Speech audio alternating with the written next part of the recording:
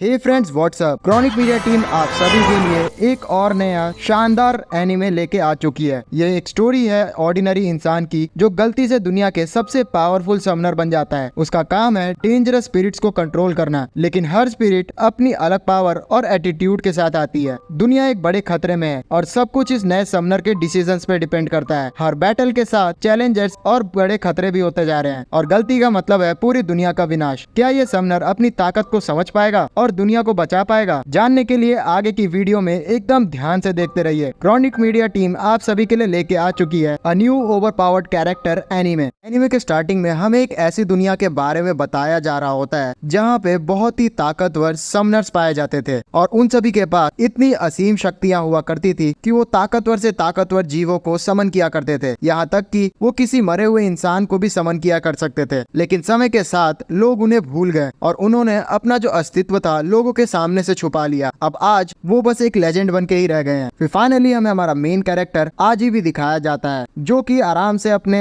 मैदान में बैठा हुआ रहता है पेड़ के नीचे, जहाँ वो अपनी बिल्ली को बोल रहा होता है कि तुम दोबारा से ऊपर चढ़ गए, तुम गिर जाओगे, नीचे आ जाओ। फिर जो आज ही था वो सामान खरीदने के लिए मार्केट से चला जाता है और फिर जब वो सामान खरीद के आ रहा होता है तो वो अपने बारे में बताता है कि वो हमेशा की तरह एक ऑर्डिनरी बच्चा है जिसका जो डेली रूटीन है वो नॉर्मल स्टूडेंट्स की तरह जाता है। वो सुबह पढ़ाई करता है, शाम में गेम्स खेलते हुए उसका पूरा दिन बीत जाता है। यही बताते हुए जो आज ही था वो सिग्नल के पास आ चुका होता है और वो बिल्कुल भी इस चीज पे ध्यान नहीं दे रहा होता है कि आसपास क्या हो रहा था। लेकिन अचानक से जो एक बच्चा था वो बिना ध्यान दिए हुए गाड़ी के सामने आने वाला होता है, लेकिन आज ही अपने प्रेजेंस से उसे बचा लेता है और बिना कुछ बोले वहाँ से आगे निकल जाता है। फिर आज ही अपने घर पे आ चुका होता है जहाँ पे वो बाकी सारी चीजों में तो इंटरेस्ट नहीं लेता था, लेकिन घर पे आके उसे कुकिंग में बहुत ही मजा आता था और वो खाना बनाते हुए बहुत ही इंजॉय कर रहा होता है। फाइनली वो रामेन बना के तैयार कर लेता है जिसकी स्मेल बहुत ही अच्छी होती है और उसकी स्मेल की वजह से पता नहीं किसी डायमेंशन में एक क्रिएचर को भी उसकी स्मेल आ जाती है और वो जाग उठता है। जो आज ही था वो अपने काम पे लगा हुआ था नॉर्मली और वो रामेन खाने के लिए तैयार ही हो रहा था, लेकिन अचानक से उसके पीछे एक पोर्टल ऑन हो जाता है और उसके अंदर में से वही जो क्रिएचर जाग गई थी वो बाहर निकलती है, जिसे देख के आज ही अचानक से डर जाता है कि ये क्या हो गया और उसके हाथ से जो रामेन था वो छूट चुका होता है। उतने में ही वो लड़की अपने क्रिएचर को छोटा कर लेती है और उस रामेन को बचा लेती है और फिर खा भी लेती है, जिसे खा के उसे सच में बहुत ही मजा आता है। जो आज ही था उसे समझ नहीं आता है कि आखिरकार ये है कौन, तो वो उससे इसका नाम पूछता है तो लड़की अपना नाम डोरा बताती है, लेकिन आज ही को इससे फर्क नहीं पड़ता है और वो डोरा को अपने घर से बाहर निकाल देता है। फिर गेट बंद करते हुए आज ही सोच रहा होता है कि ये सारा पक्का सपना होगा, आखिरकार ये हुआ क्या था। और फिर जैसे ही वो अपने घर के अंदर आता है तो वो नोटिस करता है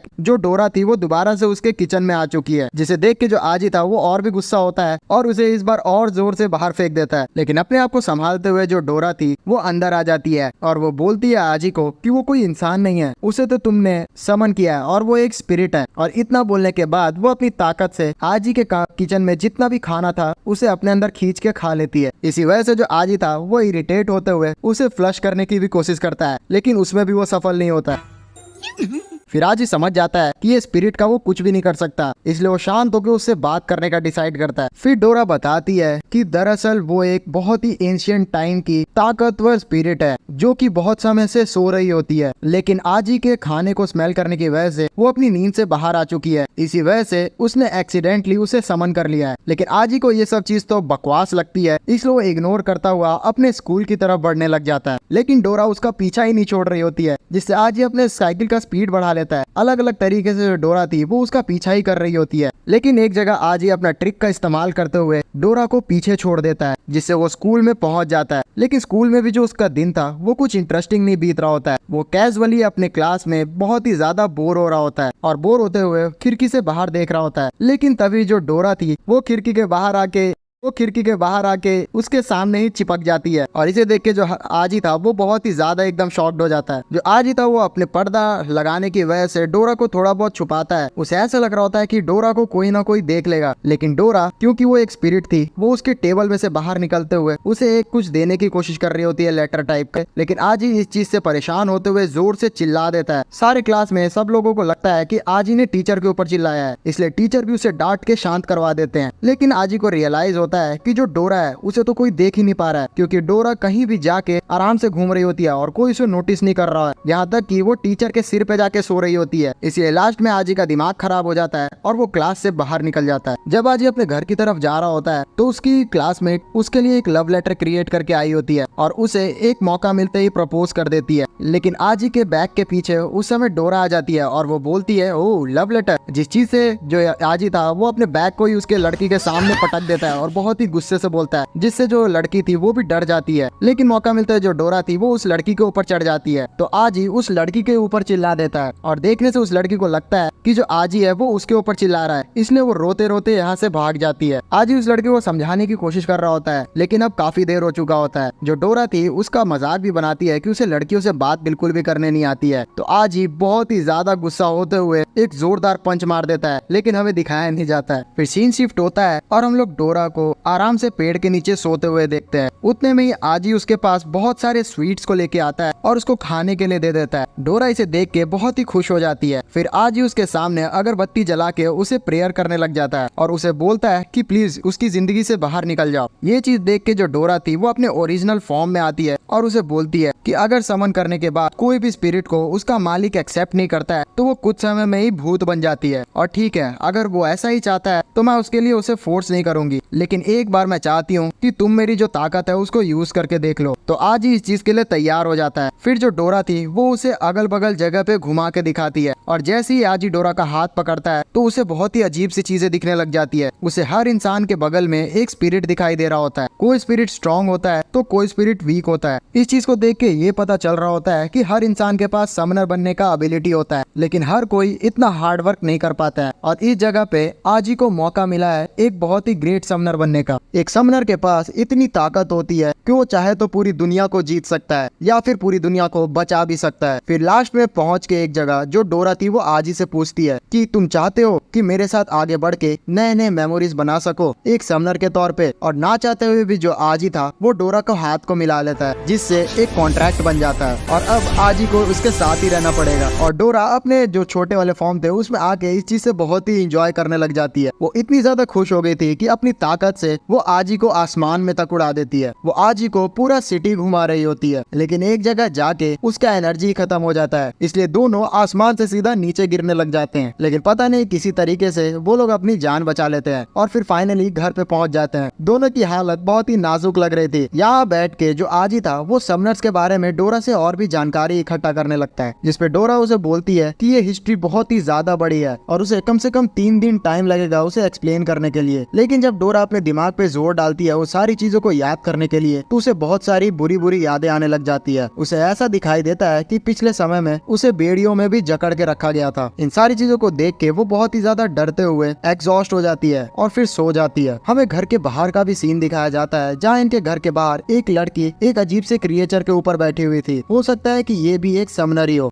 नेक्स्ट डे का सीन दिखाया जाता है जहाँ पे आजी और डोरा ऐसे ही स्विमिंग पूल के पास बैठे हुए होते हैं, जहाँ पे डोरा स्विम सूट में आराम से लेटी हुई होती है। उसे देखते हुए आजी उसे बताता है कि तुम्हें ऐसा ड्रेस पहन के इस तरीके से नहीं लेटना चाहिए। तो डोरा उसे बोलती है कि तुम टेंशन क्यों ले रहे हो, वैसे भी सिर्फ तुम मुझे ही देख सकते हो। सामने एक बड़े स्क्रीन पे न्यूज भी चल रही होती है, जहाँ न्यूज रिपोर्टर ने आजी को उड़ते हुए देख लिया होता है और वही वीडियो पूरे शहर में बीत रहा होता है, जिससे थोड़ा बहुत आजी टेंशन भी लग रहा होता है। लेकिन वो उसे इग्नोर करने के लिए अपने हेडफोन पहन के थोड़ा ध्यान भटका लेता है। उतने में ही पीछे एक प्लांट जैसा मॉन्स्टर आता है और वो डोरा को ढकार लेता है। जो डोरा थी वो चिल्ला के बताने की भी कोशिश कर रही होती है आजी को, लेकिन आजी हेडफोन्स की वजह से उसकी पुकार ही नहीं पहुंच पाता है। हेडफोन्स की वजह से उसकी पुकार ही नहीं सुन पाता है। तो डोरा किसी तरीके से अपना जो सनस्क्रीन था वो उसके ऊपर फेंक के मारती है। तब जाके आजी को पता चलता है कि पीछे डोरा मुसीबत में है। तब वो जैसे ही पीछे मुड़ता है तो वो बड़े एक प्लांट मॉन्स्टर को देखता है और वो उसके पीछे भागने लग जाता है। लेकिन जो प्लांट मॉन्स्टर था वो मौका नहीं देता है, वो तेजी से भागे जा रहा होता है। उसके पेट के अंदर जो डोरा थी वो छोटी हो चुकी होती है और देखने से वो कमजोर भी लग रही होती है। आजी पीछे भागते हुए डोरा को बोल रहा होता है कि वो अपनी ताकत का यूज करते हुए बाहर क्यों नहीं निकल रही है, जिसपे डोरा बताती है कि अगर हमारा जो समनर है वो बहुत ही ही दूर रहे तो हम लोग बहुत ही वीक हो जाते हैं। तो आजी उसे बोलता है कि ठीक है, मैं ट्राई करता हूँ कि मैं तुम्हारे जितना पास हो सकूं उतने रहूं। लेकिन वो प्लांट जो आजी था उसको चकमा देते हुए बहुत ही तेजी से आगे भाग जाता है। जो आजी था पीछा करते हुए अपने ही स्कूल में जो फेस्ट हो रहा था वहाँ पहुंच जाता है और उसे पता लगता है कि जो प्लांट था वो भी इस जगह कहीं भीड़ में ही शामिल हो गया है। उसे ढूंढते हुए वो एक ऐसी जगह पहुंचता है जहाँ पे उसे काफी सारे लोग की भीड़ दिखाई दे रही होती है। उतने में ही उसे उस लड़की का भाई दिखाई देता है जिसे आजी ने रिजेक्ट कर दिया था, और उसका भाई आजी को मनाने की कोशिश कर रहा होता है कि किसी तरीके से वो उसकी बहन को हाँ कर दे। लेकिन आजी के पास तो टाइम नहीं था। उसे डोरा की आवाज कम होती सुनाई दे रही होती है, इसलिए वो इन दोनों को इग्नोर करके यहाँ तेजी से भाग निकलता है। थोड़ा बहुत फोकस करने पे आजी को सुनाई देता है कि डोरा के आसपास एक छोटा सा म्यूजिक का आवाज आ रहा है। क्योंकि धीरे धीरे डोरा की आवाज कम होते जा रही थी, इसलिए आजी भी थोड़ा टेंशन में आ रहा था कि डोरा उससे दूर जा रही है। लेकिन वो ये गैस कर लेता है कि आसपास कहीं कॉन्सर्ट हो रहा है और डोरा उसी के पास है। फिर आजी उसी कॉन्सर्ट वाली जगह पे पहुंच जाता है जहाँ इतना भीड़ देख के उसे समझ नहीं आ रहा था कि वो कहाँ जाए। लेकिन फिर उसके दिमाग में एक प्लान आता है और फिर वो डोरा को चिल्ला के बोलता है सबके सामने कि डोरा, तुम्हें याद है किस तरीके से स्टार्टिंग में मैं तुमसे छुटकारा पाना चाहता था, लेकिन आज मेरे पास बिल्कुल अच्छा मौका आ चुका है और अब मैं तुम्हें उसी प्लांट मॉन्स्टर के अंदर छोड़ दूंगा जिससे तुम आराम से आजाद हो जाओगी और मैं भी आराम से जी पाऊंगा। जैसे ही डोरा ये चीज सुनती है तो बहुत ही ज्यादा एकदम गुस्से में आ जाती है और वो उसी मॉन्स्टर के पेट के अंदर बैठी हुई लगातार मुक्के की बारिश करने लग जाती है, जिस वजह से वो जो मॉन्स्टर भीड़ में छुपा हुआ था उसका कॉस्ट्यूम ही उतर जाता है। तो आज ही देख लेता है उस मॉन्स्टर को और फिर उसके पास पहुंच जाता है और बोलता है डोरा से कि डोरा, अब इससे ज्यादा पास अब मैं क्या आ सकता हूँ तुम्हारे। फिर डोरा उसके कहते ही अपने ओरिजिनल अवतार में आ जाती है और उस मॉन्स्टर का मुंह चीरते हुए बाहर निकल चुकी होती है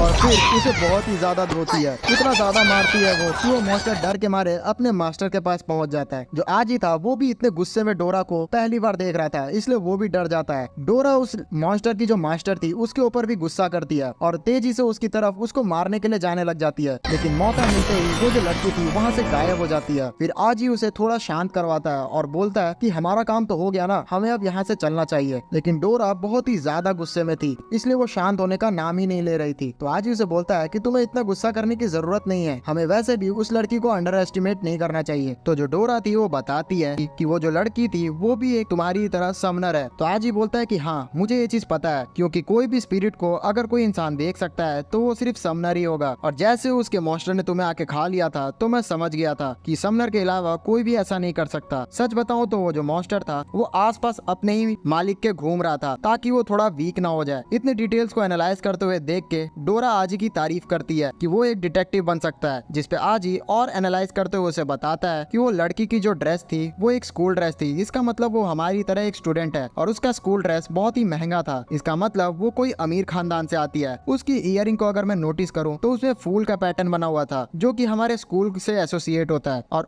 और ये इयरिंग उसी को मिलती है जो कि उस फैमिली से बिलोंग करता है जो कि हमारे स्कूल को चलाती है। सबसे बड़ी बात तो ये है कि वो लड़की काफी दूर थी अपने मॉन्स्टर से, फिर भी उसकी ताकत कमजोर नहीं हुई थी, इसलिए हम लोग ये नहीं समझ सकते कि वो कितनी ज्यादा पावरफुल होगी। डोरा इतना ज्यादा एकदम इस चीज से खुश हो गई थी कि आजी के पास बहुत ही अच्छा डिटेक्टिव टैलेंट है, जिसपे आजी बोलता है कि अरे ये तो कोई भी बात नहीं है, ये तो मैंने स्टार्टिंग में ही एनालाइज कर लिया था। फिर सीन शिफ्ट होता है और हम लोग को लड़की दिखाई दी जाती है जो कि आजी के स्कूल के प्रिंसिपल कैबिन में होती है, जहाँ पे वो और उसका मॉन्स्टर प्रिंसिपल को बता रहे होते हैं कि हम लोग मिशन में फेल हो गए। जिसपे प्रिंसिपल गुस्सा होते हुए बोलता है कि तुम लोग को बिल्कुल भी मेरे को निराश नहीं करना चाहिए था। जिसपे जो मॉन्स्टर था वो बोलता है कि आपको हम पे एक और बार भरोसा करना चाहिए, हमने थोड़ा बहुत उन्हें अंडर एस्टिमेट कर लिया था, लेकिन नेक्स्ट टाइम उसे इजीली हरा देंगे। जिसपे वो प्रिंसिपल बोलता है लड़की को, जिसका नाम हाना होता है, कि अब मैं तुम्हें नेक्स्ट बार मौका नहीं दूंगा, इसलिए ये फाइनल मौका है, जो करना है जल्दी करो। इस चीज को सुन के वो लड़की डायरेक्टली वहाँ से बाहर निकलती है और फिर कहीं जाना शुरू कर देती है।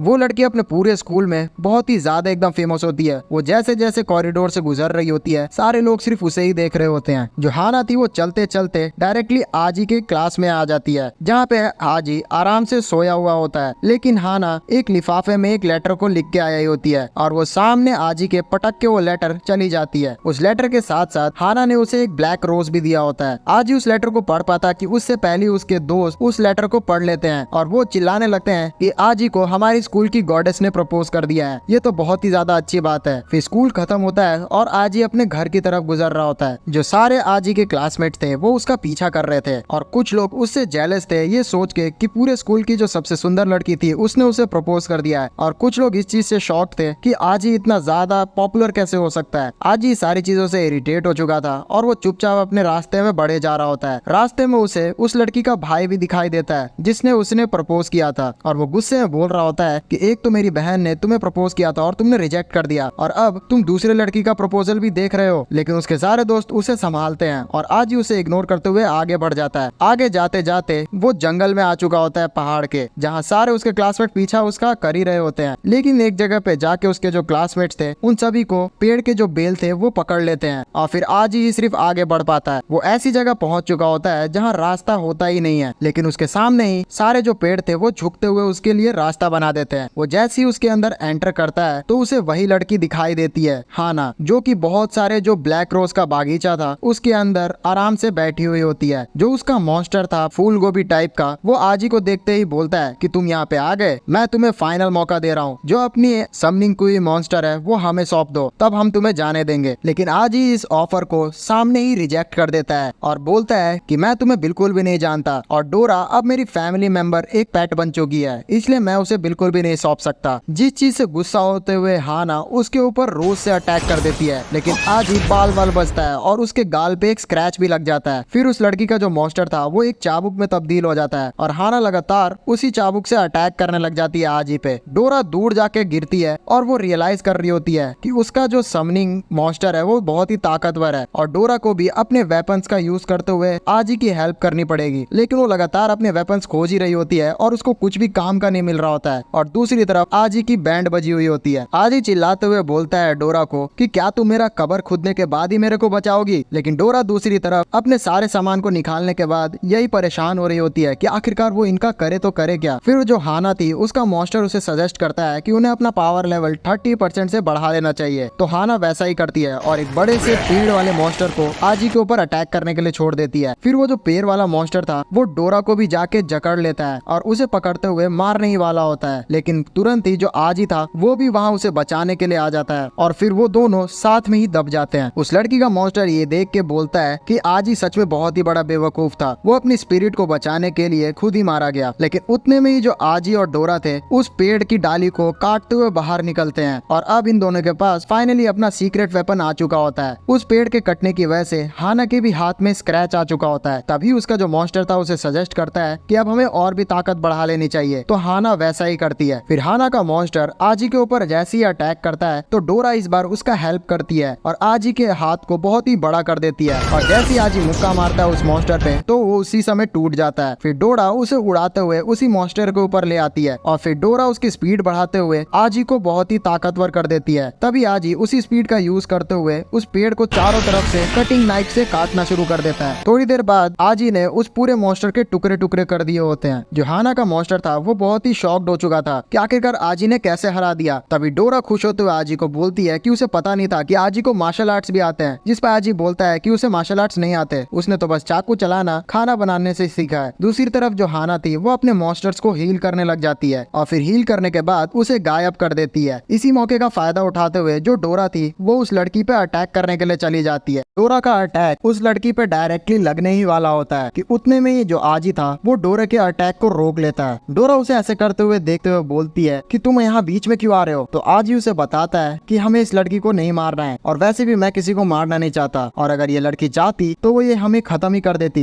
ये हमें फुल पावर से नहीं लड़ रही है। तो डोरा उसे पूछती है कि तुम ऐसा कैसे कह सकते हो। तभी आजी उसे पीछे दिखाता है और हमें पीछे बहुत सारे मॉन्स्टर्स उस लड़की के खड़े दिखाई देते हैं। उतने में जो हाना का प्लांट स्पिरिट था वो बोलता है आजी को कि मुझे लगा नहीं था कि तुम पास हो जाओगे, लेकिन तुम बहुत ही अच्छे कंटेंडर हो, लेकिन तुम्हारी जो स्पिरिट है डोरा वो फेल होती है। तभी डोरा भी रियलाइज करती है कि एक तरह का अभी एग्जाम चल रहा था, इसलिए वो अपना हाव भाव बदलते हुए बोलती है कि अरे मैं भी तो यहाँ मजाक कर रही थी, होप करती हूँ कि तुम्हें गुस्सा ना आया हो। और फिर डोरा उन्हें इनवाइट कर देती है आजी के घर में डिनर करने के लिए, जिस पे प्लांट मॉन्स्टर बोलता है कि तुम क्या मुझे बेवकूफ समझ रही हो, इतना होने के बाद हम तुम्हारा इन्विटेशन एक्सेप्ट करेंगे। लेकिन हाँ ना, वो इन्विटेशन एक्सेप्ट कर लेती है। फिर सीन शिफ्ट होता है और हम लोग इन सारे लोगों को आजी के घर में खाना खाते हुए देखते हैं, जहाँ पे इन सभी को खाना बहुत ही स्वादिष्ट लगता है। फिर आजी उसी स्पिरिट स्पिरिट से पूछता है कि आखिरकार यहाँ पे चल क्या रहा है। तभी वो स्पिरिट बताता है कि दरअसल इस पूरे दुनिया में दो तरह के समनर होते हैं, एक अच्छे और एक बुरे, और शुरू से ही उन दोनों के बीच में लड़ाई होते आ रही है। और देखा जाए तो स्पिरिट्स भी दो ही प्रकार की होती है, गार्डियन स्पिरिट और एविल स्पिरिट। और देखा जाए तो उसकी मास्टर हाना भी इस पूरे शहर की गार्डियन है। और अब क्योंकि आजी ने उनका जो टेस्ट है वो पास कर लिया है, इसलिए वो भी उनके ग्रुप को ज्वाइन कर सकता है। इतना बोलते ही जो हाना थी वो बाहर निकल जाती है उसके घर से। तो उसके पीछे जो आजी था वो भी आ जाता है, जहाँ पे हाना उसे बताती है कि भले ही तुमने एग्जाम पास कर लिया हो, लेकिन तुम्हारी स्पिरिट ने एग्जाम फेल कर लिया है, इसलिए उसकी नजर तुम दोनों पे ही रहेगी, तो प्लीज कुछ उल्टा सीधा मत करना। फिर सीन शिफ्ट होता है और हमें एक अनजान जगह पे एक बिल्ली टाइप की बीस्ट गर्ल दिखाई जाती है, जो कि अपने भाई को बोल रही होती है कि प्लीज भाई यहाँ रुक जाओ, लेकिन उसका भाई कौओं में तब्दील होते हुए वहाँ से गायब हो जाता है। तभी वो लड़की का नींद टूटता है और वो उसी मियाओ के सामने बैठी हुई रहती है, जिससे आजी आए दिन मिला करता है। फिर सीन स्कूल पे आ जाता है आजी के, जहाँ पे आजी अपना नॉर्मली क्लास ले रहा होता है, लेकिन क्लास के बीच में अचानक से जो एक जिराफ था वो उनके कमरे में आ चुका होता है, जिसे देख के सारे जो स्टूडेंट थे वो एकदम चौंक जाते हैं। उतने में ही वहाँ बहुत सारे जो बंदर थे वो आके हड़कंप मचाना शुरू कर देते हैं, तो बच्चे डर के मारे इधर उधर भागने लग जाते हैं। आजी इस चीज को एनालाइज करते हुए बाहर निकलता है, तो वो नोटिस करता है कि पूरे ही स्कूल में जानवर को उमार लग चुका है। सारे जो टीचर थे वो बच्चों को बाहर निकलने के लिए बोलते हैं और आजी भी ऐसा ही करता है। दरअसल जो कैट गर्ल थी वही इन सारे जानवरों को ऑर्डर दे रही होती है, और जो डोरा थी वो आजी को एक सेफ जगह पे जाने के लिए बोलती है, और वहाँ ले जाके डोरा उसे समझाती है कि अब वो एक समनर बन चुका है, इसलिए उसे मौका का इस्तेमाल करते हुए लोगों की हिफाजत करनी चाहिए। फिर हमें सीन दिखाया जाता है पूरे शहर का, जहाँ पे जानवरों ने पूरा हड़कंप मचा दिया था। जो न्यूज रिपोर्टर थे वो बता रहे होते हैं कि सुबह से ही जितने भी बीस्ट थे वो इधर उधर घूमे जा रहे हैं, और इन सभी के पीछे वही कैट गर्ल है, जो शहर में घूमते हुए सारे जानवरों को लेके आराम से इंसानों को डरा रही होती है। और वो बोल रही होती है कि ये जो इंसान है ये अपने आप को सुपीरियर समझते हैं, और इन्होंने जितना भी आज तक हमें दुख दिया है वो आज हम लोग इनको चुका के दिखाएंगे। और उस लड़की के पीछे बहुत सारे जो खतरनाक खतरनाक जानवर थे वो घूम रहे थे। उस लड़की को उन जानवरों के पीछे देख के आजी उसे धक्का देते हुए वहाँ से हटा देता है, और कैट गर्ल को बोलता है कि तुम्हारे पीछे इतने खतरनाक जानवर है, तुम्हें दिख नहीं रहा है क्या? फिर वो म्याओ पे जाता है और उसे उठाते हुए ले जाने लगता है कि तुम यहाँ क्या कर रही हो, जिसपे म्याओ उसे पंजा मारते हुए उसी लड़की के पास चली जाती है। फिर वो लड़की बोलती है कि तुम बेवकूफ तो नहीं हो क्या आजी? तब आजी बोलता है कि तुम्हें मेरा नाम कैसे पता? दूर खड़े हुए जो हाना थी वो अपने प्लांट स्पिरिट के साथ ये सारी चीजों को देख रही थी, और वो भी एनालाइज कर चुकी थी कि वो जो कैट गर्ल है उसके पास सारे जानवरों को कंट्रोल करने की ताकत है। फिर हाना अपने स्पिरिट के साथ अटैक करने के लिए बढ़ जाती है उस कैट गर्ल पे, और फिर अपने बहुत बड़े पेड़ को लाते हुए सारे जानवर को उसी जगह बांध देती है। जो कैट गर्ल थी वो हाना को बोलती है कि उन सभी को दर्द हो रहा होगा तो उन्हें पकड़ो मत। जिसपे जो प्लांट स्पिरिट था जिसका नाम ग्रीन बॉल है वो बोलता है कि तुमने जो इस पूरे शहर को तबाह किया है उसके मुकाबले तो ये लोग हम कमी कर रहे हैं, इन सारे जानवरों को पिंजरे में होना चाहिए। कैट गर्ल बोलती है कि ये जगह इंसानों की नहीं थी, यहाँ पे जानवर रहा करते थे, तो इंसानों को पिंजरे में होना चाहिए। फिर इन दोनों के बीच में घमासान युद्ध होना शुरू हो जाता है, और पता नहीं क्यों जो ग्रीन बॉल है वो सबके स्पिरिट खाने के लिए फेड़ा में रहता है, तो वो भी कैट गर्ल की स्पिरिट को लेना चाह रहा होता है। दूर खड़ी डोरा भी बहुत ही एक्साइटेड हो चुकी होती है, और वो आची को बोलती है कि हमें भी फाइट को ज्वाइन करना चाहिए, लेकिन हम किसकी साइड लें? फाइट के दौरान जो कैट गर्ल थी वो अपनी स्पीड का यूज करते हुए हाना को डिस्टर्ब कर रही होती है, लेकिन हाना अपने प्लांट के शक्ति को यूज करते हुए उसे बार बार दूर भगा दे रही थी। फिर जो कैट गर्ल थी वो अपने पावर को डबल कर लेती है और अपनी स्पीड को और भी दुगना कर लेती है, जिससे हाना को वो दिखाई नहीं दे रही होती है। और फिर वो कैट गर्ल अपने आप को एक बियर में भी तब्दील कर लेती है। दूर से डोरा पॉपकॉर्न खाते हुए इस पूरे फाइट को एंजॉय कर रही थी। जो ग्रीन बॉल था वो भी समझ जाता है कि ये कैट गर्ल का स्पिरिट सच में बहुत ही ताकतवर है, इसलिए वो बहुत ही बड़े जो पेड़ वाला मॉन्स्टर है उसे वहाँ पे समन कर लेता है। तब उस ट्री मॉन्स्टर और उस बियर के बीच में फाइट होनी शुरू हो जाती है। दोनों ही बहुत ही ज्यादा ताकतवर लग रहे होते हैं। दूर खड़े आजी और डोरा ने तो कमेंट्री भी करनी शुरू कर दी थी। जो ट्री मॉन्स्टर था उस बियर को एब्जॉर्ब करते हुए अपनी शक्ति को बढ़ा लेता है और उसे जोरदार पंच मारते हुए तोड़ देता है, लेकिन उसी समय पे वो जो बियर था वो छोटे छोटे फॉक्सेस में तब्दील हो जाता है और चारों तरफ से उस पेड़ को काटना शुरू कर देता है, जिस वजह से जो हाना थी उसको भी डैमेज होना शुरू हो जाता है। लेकिन मौका मिलते ही हाना उस बड़े से जाइंट पेड़ के हाथ को ड्रिल मशीन में तब्दील कर देती है और वो सारे जो फॉक्सेस थे उनको मारना शुरू कर देती है। आजी तभी नोटिस करता है कि जो मियाओ है वो बहुत ही घायल हो चुकी है। तभी जो कैट गर्ल थी वो अपने स्पिरिट को एक बड़े से सरपेंट में तब्दील कर देती है और चारों तरफ से हाना के बड़े पेड़ को जकड़ लेती है। धीरे धीरे जो हाना थी उसकी भी हालत कमजोर होते जा रही थी और आजी इस चीज चीज को नोटिस कर चुका था। वो देखता है कि मियाओ और हाना दोनों ही कमजोर हो चुके हैं और इस फाइट का जो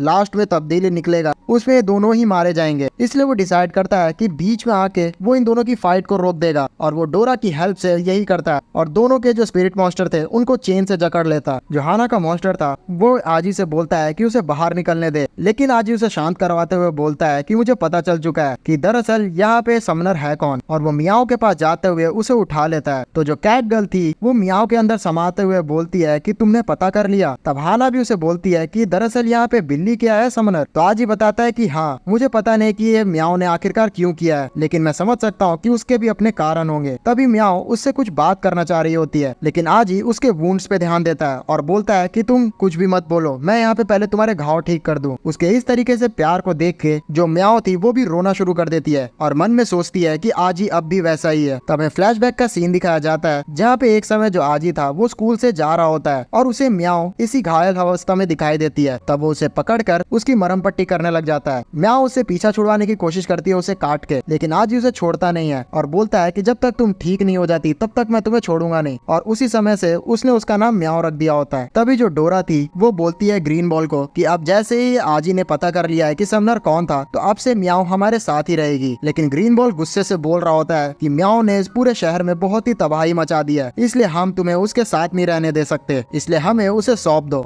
आजी भी सामने आते हुए ग्रीन बॉल को बोलता है कि मियाओ जब तक घायल है वो उन्हीं के साथ रहेगी। तो ग्रीन बॉल गुस्से से बोल रहा होता है कि नहीं, मैं तुम्हें उसे रखने नहीं दे सकता और वो आजी की तरफ आगे बढ़ना शुरू कर देता है। लेकिन डोरा बीच में आते हुए उसे रोकते हुए धमकी देती है कि अभी वो उस अवस्था में नहीं है कि हमसे लड़ सके, इसलिए मैं किसी घायल इंसान पे लड़ना भी नहीं चाहती, तो हो सके तो हमारी बात सुन लो। तो ग्रीन बॉल भी इस चीज को समझ जाता है और वो थोड़ा पीछे हट जाता है। फिर हाना यहाँ से जाते हुए बोलती है आजी को कि उसने एक गलत आदमी से दोस्ती कर ली है, उसे आगे चल के पता चल जाएगा कि उसे किसका साथ देना चाहिए था। और ये बोल के वो वहाँ से चली जाती है। फिर शाम हो जाती है जहाँ पे आजी मियाओ को लेके अपने घर पे आ चुका होता है और वहाँ वो न्यूज में देख रहा होता है कि किस तरीके से सारे इंसानों ने उन जानवरों को पकड़ लिया था जिन्होंने तबाही मचा दी थी। जो कैट गर्ल थी वो भी आजी के बगल में बैठी हुई थी। तभी आजी बोलता है उससे कि उसे पता नहीं था कि दरअसल जो जानवर हैं वो भी कोई समनर हो सकते हैं, वो भी कोई समनर हो सकते हैं। तभी कैट गर्ल बताती है कि तुम्हें पता ही क्या है, आज तक बहुत सारे जो जानवर है वो समनर रह चुके हैं, यहाँ तक कि कोई कॉकरोच भी। हमारे पूरे जानवरों के इतिहास में सबसे ताकतवर समनर एक मैमथ और एक कछुआ हो चुके हैं, लेकिन मैं तीसरे को भी जानती हूँ। और ये बोल के वो रुक जाती है, लेकिन उसके बाद वो अपने भाई के बारे में बताने लग जाती है जो कि बहुत ही ताकतवर समनर हुआ करता था और उसी का पीछा करते हुए वो इस दुनिया में आ गई है। दरअसल जो कैट गर्ल है वो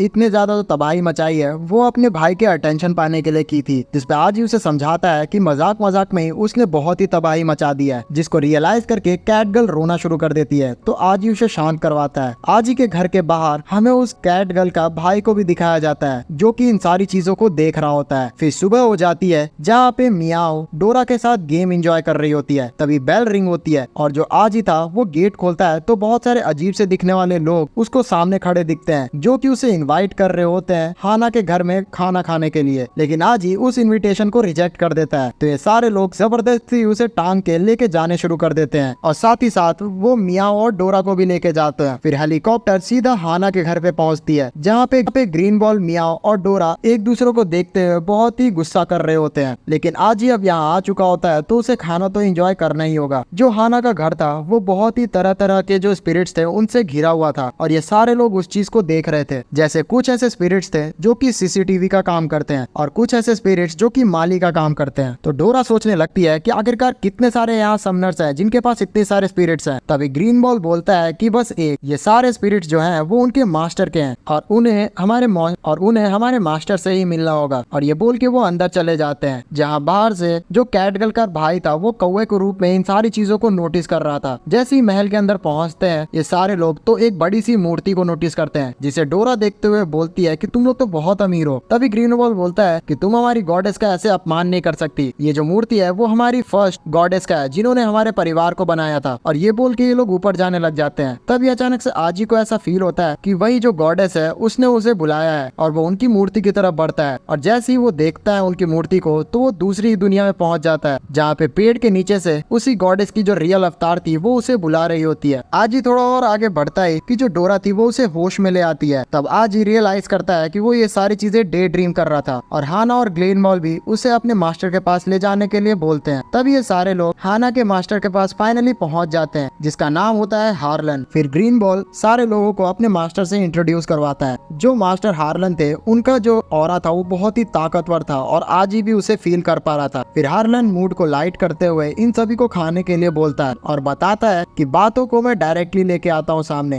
जैसा कि सारे जो स्पिरिट्स होते हैं उन सभी के अंदर एक स्पिरिट स्टोन भी होता है। और पुराने समय में बहुत अलग अलग तरीके के स्पिरिट्स होते थे और उन्हें मेनली दो पार्ट्स में डिवाइड किया गया था। एक ऐसा साइड था जो कि नेचर के पावर को पास डाउन किया करता था और वो सारे लोग अपनी इस दुनिया को बचाने के लिए अपनी ताकत को लेके आएंगे और उन्हें वॉचर्स भी कहा जाता था। और दूसरी तरफ जो दूसरे समनर्स थे उनके पास अपनी कोई स्पिरिट्स नहीं थी, बस उनके अंदर एंडलेस डिजायर था कि वो पूरी दुनिया को जीत के रख लेंगे। और वही लोग ऐसे समनर्स थे जो कि दूसरे के समनर्स को मार के उनकी स्पिरिट्स को छीन लिया करते थे और उन्हें ही डिस्ट्रॉयर के नाम से जाना गया। तो सच में बहुत ही ज्यादा लकी हो कि हमने तुम्हें पहले खोज लिया और ये अब तुम पे है कि तुम वॉचर बनना चाहते हो या फिर डिस्ट्रॉयर। तभी जो डोरा थी वो हम सब की तरह चिल्लाते हुए बोलती है कि वो एवेंजर बनना पसंद करेगी। तो आज ही उसे शांत करवाता है और बोलता है कि सॉरी मास्टर, मैं इसकी तरफ से माफी चाहता हूँ। फिर आज ही बोलता है कि मेरी जो मदर थी वो हमेशा से चाहती थी कि मैं माफिया को ज्वाइन करूँ, लेकिन मेरे फादर ऐसा बिल्कुल भी नहीं चाहते थे। तभी हार्लन हंसते हुए बोलता है कि तुमने डिसाइड कर लिया है ना, वैसे भी तुम बहुत ही ज्यादा टैलेंटेड हो, तुम एक साथ दो दो काम किया करते हो, तुम टैलेंटेड स्टूडेंट्स भी हो। और जब से तुम्हारे साथ ये इंसिडेंट्स होना शुरू हुआ है तो तुमने अपने बाल को रंगना भी शुरू कर दिया है ताकि कोई लोग तुम्हारे को नोटिस ना करे। आज ही अपने इतने डिटेल्स को सुन के बहुत ही ज्यादा डर जाता है कि आखिरकार ये हार्लन उसे नोटिस कर रहा है। तभी हार्लन बताता है कि तुम्हारे बटुए में अभी तुम्हारे माँ बाप की फोटो भी है और उन्होंने 5 साल की उम्र में तुम्हें छोड़ दिया था। तुम्हें क्या लग रहा है आजी कि आजकल जो भी चीज तुम्हारे साथ हो रही है वो कोई महज इत्तेफाक है कि तुम रावण बनाते हो और एक स्पिरिट्स तुमसे समन हो जाती है? आखिरकार ये जो डोरा है वो है कौन? और तुम अपने पेरेंट्स के बारे में भी अच्छे से नहीं जानते हो, मगर मैं तुम्हें बताना चाहता हूँ कि ये सारी चीजें एक दूसरे से कनेक्टेड है। लेकिन डोरा इन सारी बातों को सुन के हार्लन का मजाक बनाते हुए बोलती है कि ओल्ड मैन, तुम सच में मजाकी हो, लेकिन मुझे कोई भी बात पे तुम्हारा भरोसा नहीं है। और वो आजी के बटुए को चेक करने लग जाती है। लेकिन डोरा देखती है कि सच में आजी के बटुए में उसके फैमिली की फोटो होती है जहाँ पे उसके फादर का फेस कटा हुआ होता है और उस समय आजी का जो बाल था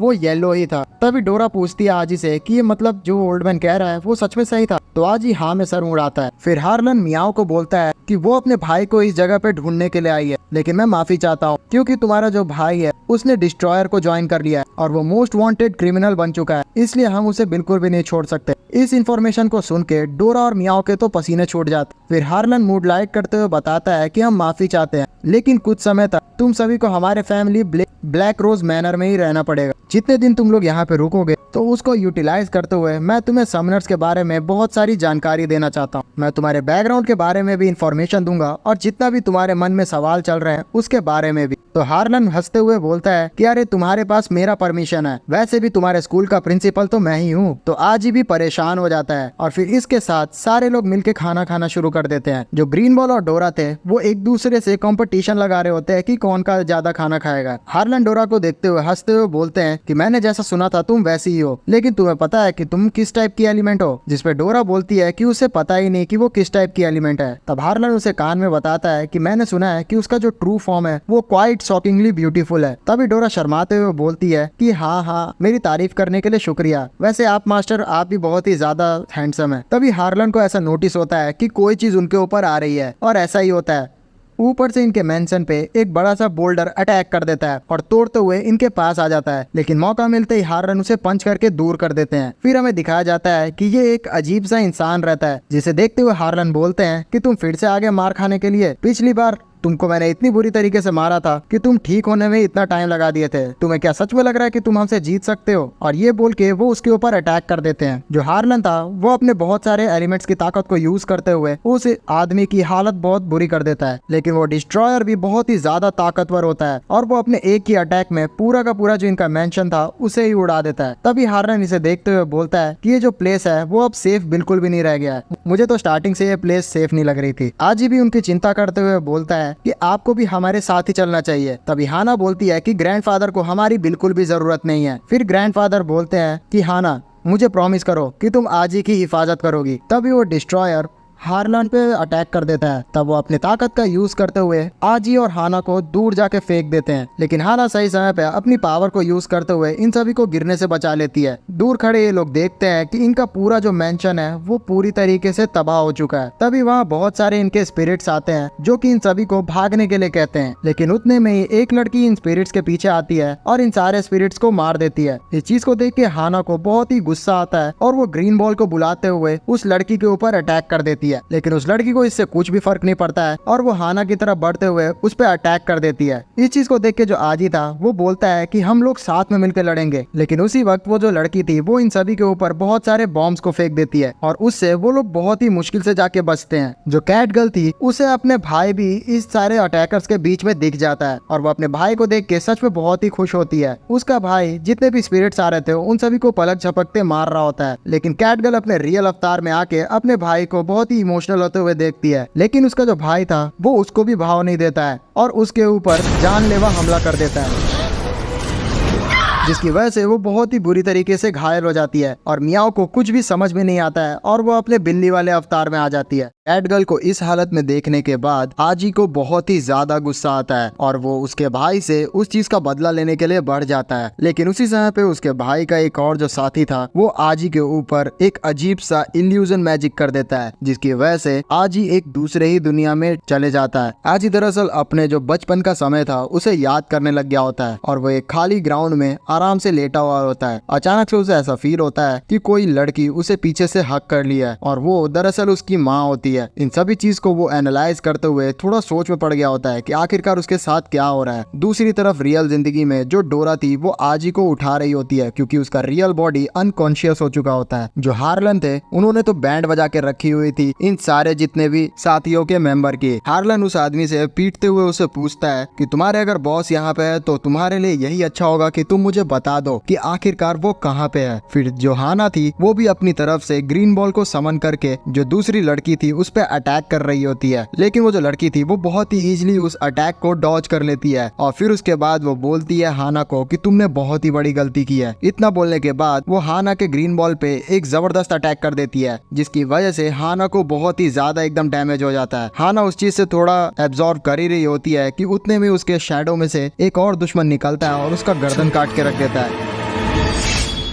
ग्रीन बॉल ये सारी चीजें डाइजेस्ट ही नहीं कर पाता है कि आखिरकार अचानक से हाना के साथ ये क्या हो गया। हार्लन भी इस चीज को देखते हैं तो वो भी चिंता में आ जाते हैं और वो अपना ध्यान भटकाते हुए दूसरी तरफ जो हाना थी उसको हील करने लग जाते हैं। इसी चीज का फायदा उठाते हुए जो दुश्मन उनके साथ था वो उन पे अटैक करता है, लेकिन हार्लन उसे एक ही हाथ से रोक लेते हैं, लेकिन फिर भी उनकी हालत इस सारी चीजों से काफी खराब हो गई थी। हार्लन अपनी पूरी ताकत का लगा के उस आदमी को बर्फ से जमा चुके होते हैं और वो दोनों तरफ से इंगेज हो गए थे, इसलिए इसी मौके का फायदा उठा के जो कैट गर्ल के भाई था वो हार्लन के ऊपर जानलेवा हमला कर देता है और उसी वक्त इन सभी के जो साथी लड़की थी वो भी हार्लन के ऊपर मौका देख के उसके सिर पे शूट कर देती है। इन सारे चीजों को देख के जो ग्रीन बॉल था वो बहुत ही पैनिक में हो जाता है और वो जोर से चिल्लाता है कि मास्टर। अपने आखिरी पलों में जो हार्लन थे वो हाना के बारे में ही सोच रहे थे और फिर जैसी उनकी बॉडी डिसइंटीग्रेट होती है तो उनका जो स्पिरिट था वो बाहर आ जाता है, जिसका ऑरा सच में बहुत ही खतरनाक था। वो इतना ज्यादा एकदम ताकतवर स्पिरिट्स के साथ चल रहे थे कि अगल बगल जितने भी दुश्मन थे वो भी उससे लड़ नहीं पाते हैं। उतने में जो हार्लन के स्पिरिट था वो जबरदस्त हमला कर देता है मियाओ के भाई के ऊपर, लेकिन मियाओ का भाई अपने क्रो वाली एबिलिटी से उस अटैक से बच जाता है। इन सारे लोगों के लिए उनकी स्पिरिट को संभालना थोड़ा बहुत ही मुश्किल हो रहा था, लेकिन मौका देखते ही इन सभी लोग का जो लीडर था वो भी अपने स्पिरिट फॉर्म में यहाँ पे आ जाता है। फिर हार्लन के स्पिरिट जो थी वो थोड़ा बहुत ट्राई करती है उससे लड़ने का, लेकिन मौका देखते ही इन सभी का लीडर हार्लन की स्पिरिट को अपने अंदर एब्जॉर्ब कर लेता है और फिर उसके बाद हमें फाइनल बॉस का चेहरा देखने को मिलता है। वो बोलता है कि मैं इसी समय का इंतजार कर रहा था, फाइनली अब वो चीज मेरे हाथ में आ चुकी है। फिर अपने काम होने के बाद इन सभी का लीडर उन्हें ऑर्डर देता है कि अब हमें यहाँ से निकलना चाहिए, लेकिन उनमें से लड़की बोलती है कि अभी डोरा और ग्रीन बॉल बचे हुए हैं तो हमें इनको नहीं निपटा देना चाहिए, लेकिन उनका लीडर इस चीज के लिए मना कर देता है और बोलता है कि आगे चल के ये लोग हमारे ही काम आने वाले हैं। इतना बोलते ही ये सारे लोग एक बड़ा सा ब्लास्ट करके यहाँ से गायब हो जाते हैं। फिर सीन शिफ्ट होता है और ये सारे जो लोग थे वो आजी के घर पे आ चुके होते हैं, जहाँ पे कैट गर्ल बहुत ही मायूसी से अपने भाई का बारे में सोच रही होती है। दूसरी तरफ ग्रीन बॉल हाना को हील करने पे लगा हुआ होता है और आज ही टीवी देख रहा होता है जिसमें वही न्यूज चल रही होती है कि किस तरीके से ब्लैक रोज फैमिली का जो कासल था वो अचानक रातों रात तबाह हो गया।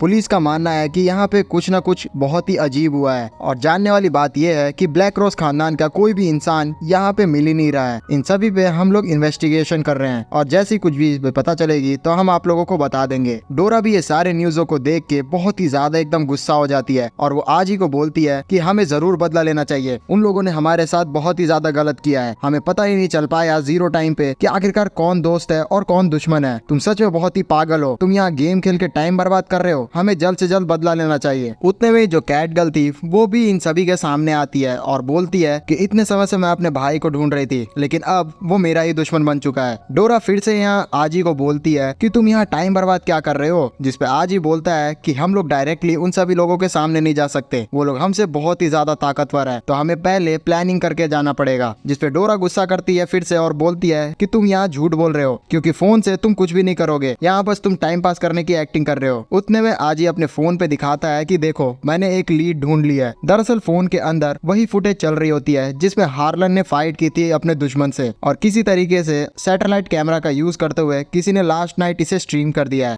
दरअसल ये जो वीडियो था वो एक समनिंग लोगों के ऊपर आर्टिकल लिखने वाले इंसान ने रिलीज किया था और ये इंसान का जो आइडिया है वो बहुत ही ज्यादा अजीब सा है लेकिन इसके पास पक्का कुछ ना कुछ जानकारी तो जरूर होगी और आज ही इसी इंसान से मिलना चाहता है क्योंकि पक्का जो डिस्ट्रॉयर्स हैं उनके बारे में भी इसने रिसर्च किया होगा। तभी डोरा उससे पूछती है कि तुम कैसे कह सकते हो और हमें तो इसके बारे में डिटेल्स भी नहीं पता, हम इससे कैसे मिल सकते हैं। जिसपे आज ही बताता है कि अभी हाल ही में ये अपने बुक की वजह से कहीं सम्मेलन में मिलने वाला है इसलिए हम लोग के पास मौका होगा इससे मिलने का। तभी डोरा और कैट गर्ल इस चीज को सुन के बहुत ही खुश होते हैं और डिटेक्टिव आजी कह के उसकी तारीफ करने लगते हैं। फिर ये तीनों निकलने के लिए तैयार हो रहे होते हैं जहाँ आजी ग्रीन बॉल से पूछता है कि ग्रीन बॉल तुम भी हमारे साथ चलोगे था, लेकिन ग्रीन बॉल वहाँ हाना को हील करने में व्यस्त होता है। दूसरी तरफ हमें फाइनली ये जो लोग मिलने वाले हैं जिस लड़की से उसे दिखाया जाता है जिसका नाम होता है मो समनर और वो अपने सबवे के ट्रेन से आराम से जा रही होती है एक लोकेशन पे जहाँ पे अनाउंस किया जाता है कि आपसे माफी चाहते हैं, इस स्टेशन पे हमारी जो ट्रेन है वो नहीं रुकने वाली है। लेकिन मो समनर उस पर ध्यान नहीं देती है और अपने फोन से उस स्टेशन को ही हैक कर लेती है जिसकी वजह से वो ट्रेन वहीं पे रुक जाती है और वो चुपचाप वहां से निकलकर रास्ते में जितने भी मैकेनिकल चीजें आ रही थी उन सभी को हैक करते हुए अपने रास्ते तक बढ़ जाती है और एक अपने जो स्टॉल उसने बनाया था बुक को बेचने के लिए वहां पे जाके अपना अनाउंसमेंट करती है कि अब फाइनली मो समनर यहाँ आ चुकी है तो जितने लोग को भी साइन किए हुए बुक चाहिए तो वो मुझसे ले सकते हैं। लेकिन कोई भी उस पर ध्यान नहीं दे रहा होता है। लेकिन ऐसा नहीं है कि कोई भी उस पर ध्यान नहीं देने वाला था। यहाँ पे जो आजी, डोरा और जो कैट गर्ल थे वो दूर से उसे देख रहे थे। फिर ये तीनों एकदम स्वैग से अपना भेष बदलते हुए मो समनर के स्टॉल के पास चले जाते हैं जहाँ पे डोरा और कैट गर्ल अपने अलग रास्ते पे छिप गई होती है और आजी अपना मुंह छिपाते हुए उसके सारे जो किताब थे उन्हें खरीद लेता है जिससे जो मो समनर थी वो बहुत ही ज्यादा खुश हो जाती है और उसे बोलती है कि तुम सच में जेनरस हो। लेकिन आजी तुम्हें आखिरकार चाहिए क्या? जिस चीज को सुन के आजी एकदम डर जाता है कि आखिरकार मो समनर को उसके नाम के बारे में कैसे पता। उतने में मो समनर बताती है कि मुझे तो ये भी पता है कि उस कचड़े के डस्टबिन के अंदर डोरा छुपी हुई है और जो कैट गर्ल है वो पेड़ पे छिपी हुई है। फिर ये तीनों ही इसके सामने आ जाते हैं और इन लोगों को पता चल चुका होता है कि ये जो मो समनर है वो कोई आम चीज नहीं है। फिर जो मो समनर थी वो बोलती है इन सभी को कि अब हम लोग टाइम वेस्ट नहीं करते हैं तो मैं मुद्दे पे आती हूँ। तुम्हें यहाँ मेरे से बहुत सारी इन्फॉर्मेशन को चाहिए होगा है ना, तो तुम मुझसे डायरेक्टली पूछ सकते हो। जिसपे आजी बोलता है कि मुझे उल्टा सीधा कुछ भी नहीं जानना है, मुझे तो दरअसल ये चीज तुमसे जाननी है कि तुम्हारी स्पेशल एबिलिटी क्या है। जिसपे मो समनर बताती है कि मैं फोन्स को चलाने में बहुत ही अच्छी हूँ। इस चीज को सुन के डोरा उसकी बेइज्जती करते हुए बोलती है कि ये तो लूजर है। लेकिन मो समनर को ये चीज थोड़ी बुरी लग जाती है और वो बोलती है कि मेरे पास ऐसी ऐसी इन्फॉर्मेशन है इस पूरी दुनिया की जो तुम्हें भी नहीं पता होगी और वो एक एक करके वो सारी चीजें बता देती है। फिर वो एक बहुत ही सीरियस चीज बताती है कि लास्ट रात में जो डिस्ट्रॉयर्स ने तुम पे हमला किया था तुम्हें ऐसा लग रहा होगा कि वो 5 ही लोग थे, लेकिन दरअसल तुम पे हमला किया था 7 लोगों ने। तो क्यूरियोसिटी में जो डोरा थी वो उसके हाथ से फोन छीन लेती है और फिर उसके बाद उसके फोन को देखने लगती है जहाँ पे उसे पता चलता है कि ये मो समनर सच में बहुत ही ज्यादा खतरनाक है। इसने तो आसपास के जितने भी पुलिस सीसीटीवी है 25 से ज्यादा उसे हैक करके रखा है, इवन सैटेलाइट्स भी। और ये पूरी दुनिया जो डिजिटल है उसकी तो ये एक तरह से क्वीन बन चुकी है। तभी मो उसे बताती है कि ये तो कुछ भी नहीं है, मेरा फोन इतना ज्यादा केपेबल है कि वो 300 मीटर में आ रही हर चीज के बारे में मुझे बता देता है जो कि मेरे लिए मुसीबत की हो सकती है, इवन मॉस्किटो भी। उतने में उसके फोन पे एक अनाउंसमेंट आता है कि तुम पे हमला होने वाला है और इन सभी के ऊपर सच में एक तगड़ा हमला हो जाता है, जिससे मो सारे लोग को थोड़ा बहुत बचा लेती है। फिर वो अपने फोन पे चेक करती है, जिसपे उसे पता चलता है कि अब उसके ऊपर एक खतरनाक हमला ए ग्रेड का होने वाला है और वो जो एंटिटी है वो उससे बहुत ही पास आ चुकी है, इवन 150 मीटर। डोरा इस चीज को सुन के थोड़ी पैनिक में आती है और बोलती है कि हमें क्या करना चाहिए। तभी मो उसे बोलती है कि डरने की कोई भी बात नहीं है, हमें बस अपनी पूरी ताकत लगा के यहाँ से भागना है। आज ही मो का पीछा करते हुए उससे पूछता है कि आखिरकार तुम्हारे पीछे इतने सारे लोग ने हमला क्यों किया है, तुमने ऐसा क्या कर दिया है। जिसपे वो बोलती है कि मुझे कुछ भी नहीं पता, हो सकता है कि वो लोग कोई रशियन माफियाज में से भी हो सकते हैं, मेरे को बिल्कुल भी नहीं पता कि मैंने आज तक कितने लोगों को ऑफेंड किया है। तभी डोरा बोलती है कि तुम सच में यहाँ पे इतने ज्यादा लोगों से दुश्मनी कैसे ले सकती हो। जिसपे मो बहुत ही ट्रेडिशनल एकदम डायलॉग मारती है कि with great powers comes great responsibilities. फिर हमें पीछे दिखाया जाता है कि मो के ऊपर असल में 4 रोबोट्स ने हमला कर दिया था। तभी जो मो थी वो डिसाइड करती है कि इन सभी को एक ब्रिज से कूदना पड़ेगा और वो इन सारे लोगों को कूदा देती है और लकीली उन सभी के नीचे उसी समय एक कार आ जाती है और मुझे लगता है कि ये भी मो का ही प्लान होगा और ये सारे लोग उस कार के अंदर बैठ के उन रोबोट से पीछा छुड़ा लेते हैं।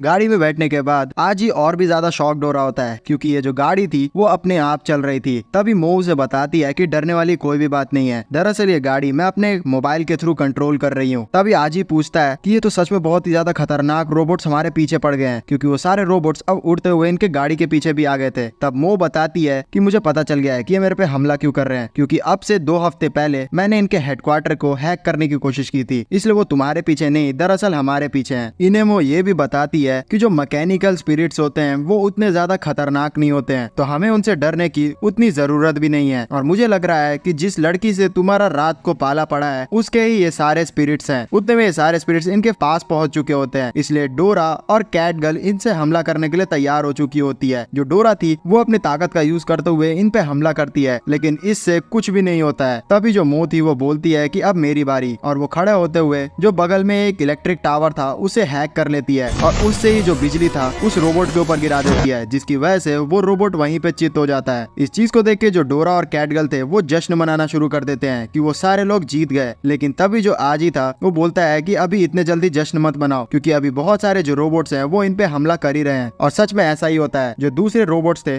वो इन सभी के ऊपर हमला कर देते हैं। जो मो थी वो ट्राई करती है उन पे अटैक करने का, लेकिन उसके अटैक करने का कोई भी फायदा नहीं होता है। इसलिए सही समय पे आजी अपने एक बैरियर को बना देता है, जिससे चारों तरफ से इन सभी को वो सेव कर रहा होता है। मो उससे पूछती है कि वो ये चीज कितने देर तक कर सकता है। तब आजी बताता है कि फॉर्चुनेटली ये सारे जो रोबोट्स हैं वो उतने ज्यादा हैवी वेपनाइज्ड नहीं है, इसलिए मेरे ऊपर उतना तगड़ा अटैक नहीं हो रहा है, तो मैं काफी देर तक इसे होल्ड कर सकता हूँ। और ये पनौती वाली बोली बोलने की देरी ही थी कि उतने ही देर में जो रोबोट्स थे वो अपने हैवी वेपन से शूट करने लग जाते हैं आजी के बैरियर्स के ऊपर, और सच में आजी के बैरियर में क्रैक आना शुरू हो जाता है। लेकिन किसी तरीके से आजी उस चीज को संभाल लेता है। तभी जो मो थी वो बोलती है कि चलो कोई नहीं, अभी भी हमारे लिए बहुत ही ज्यादा डेंजरस नहीं है, क्योंकि इनके पास अगर एक्सप्लोजिव होते तब हमारे लिए गेम खराब हो जाता। और फिर ये चीज बोलने की देरी थी कि वो जो रोबोट्स थे वो इनके ऊपर एक्सप्लोजिव से भी हमला कर देते हैं। किसी तरीके से ये लोग अपने आप को संभालते हैं। उतने में उस मिसाइल को देखने के बाद जो मो थी वो और भी अपना मनहूस सा मुंह खोलती है और वो बोलती है कि चलो ये तो ठीक है कि इनके पास मिसाइल है, लेकिन इनका निशाना बहुत ही खराब है। तभी आजी बोलता है कि वो लोग हम पे निशाना लगा ही नहीं रहे थे। उतने में वो सारा जो मिसाइल था वो इनके सामने जो ब्रिज थी उसको तोड़ देता है, जिससे ये लोग के ऊपर अब बहुत ही बड़ा खतरा था, क्योंकि रोड सामने से टूट चुकी थी और जो होना था वैसा ही होता है। इनकी जो कार थी उसी गड्ढे में गिरना शुरू कर देती है। ये चारों को बहुत ही ज्यादा डर लग रहा होता है। तभी आजी बोलता है डोरा को कि अपने उड़ने वाली कैपेबिलिटीज का यूज करके उन सभी की जान बचा ले। तो डोरा वैसे ही करती है, लेकिन ज्यादा देर तक वो ऐसा कर नहीं पाती है। इसी वजह से ये लोग धड़ाम से जाके नीचे गिरते हैं। अब चारों तरफ से वो जो रोबोट्स थे उन्होंने इन सभी को घेर लिया था। डोरा भी बहुत ही ज्यादा डर चुकी थी कि उसे समझ नहीं आ रहा था कि अब करना क्या है, और वो आजी से पूछती है कि हम लोग करे क्या। लेकिन दूसरी तरफ जो मो थी वो बहुत ही काम थी और वो अपना फोन निकालते हुए दरअसल एक ट्रक को हैक करने की ट्राई कर रही होती है, और जैसे वो उस ट्रक को हैक कर लेती है तो उन सारे रोबोट्स के ऊपर उसी ट्रक से हमला कर देती है और एक एक करके वो सारे रोबोट्स को बुरी तरीके से मारती है। लेकिन फिर भी वो जो रोबोट्स थे वो ढीठ की तरह दोबारा से इन सभी के ऊपर मिसाइल से अटैक कर देते हैं, जिसकी वजह से वो जो ट्रक था वो भी डैमेज्ड हो जाता है और उसके सारे पार्ट पुर्जे हिल के तैयार हो जाते हैं। तो इस मौके का फायदा उठा के मो उस ट्रक के सारे पार्ट से एक बड़ा सा मैका बना देती है और उन सारे रोबोट से लड़ने के लिए तैयार हो चुकी होती है और एक एक करके उन सारे रोबोट्स को एक ही मुक्के में ढेर कर देती है। डोरा के लिए ये चीज सच में बहुत ही ज्यादा एकदम अच्छी थी और वो तारीफ के पुल बांधने शुरू कर देती है मो की कि मैंने जितना सोचा था तुम उससे ही ज्यादा कूल हो। और मो भी अपनी तारीफ सुन के बहुत ही खुश हो रही थी। उतने में मो को थोड़ा अजीब सा स्मेल आना शुरू होता है और वो देखती है कि वो जो ट्रक का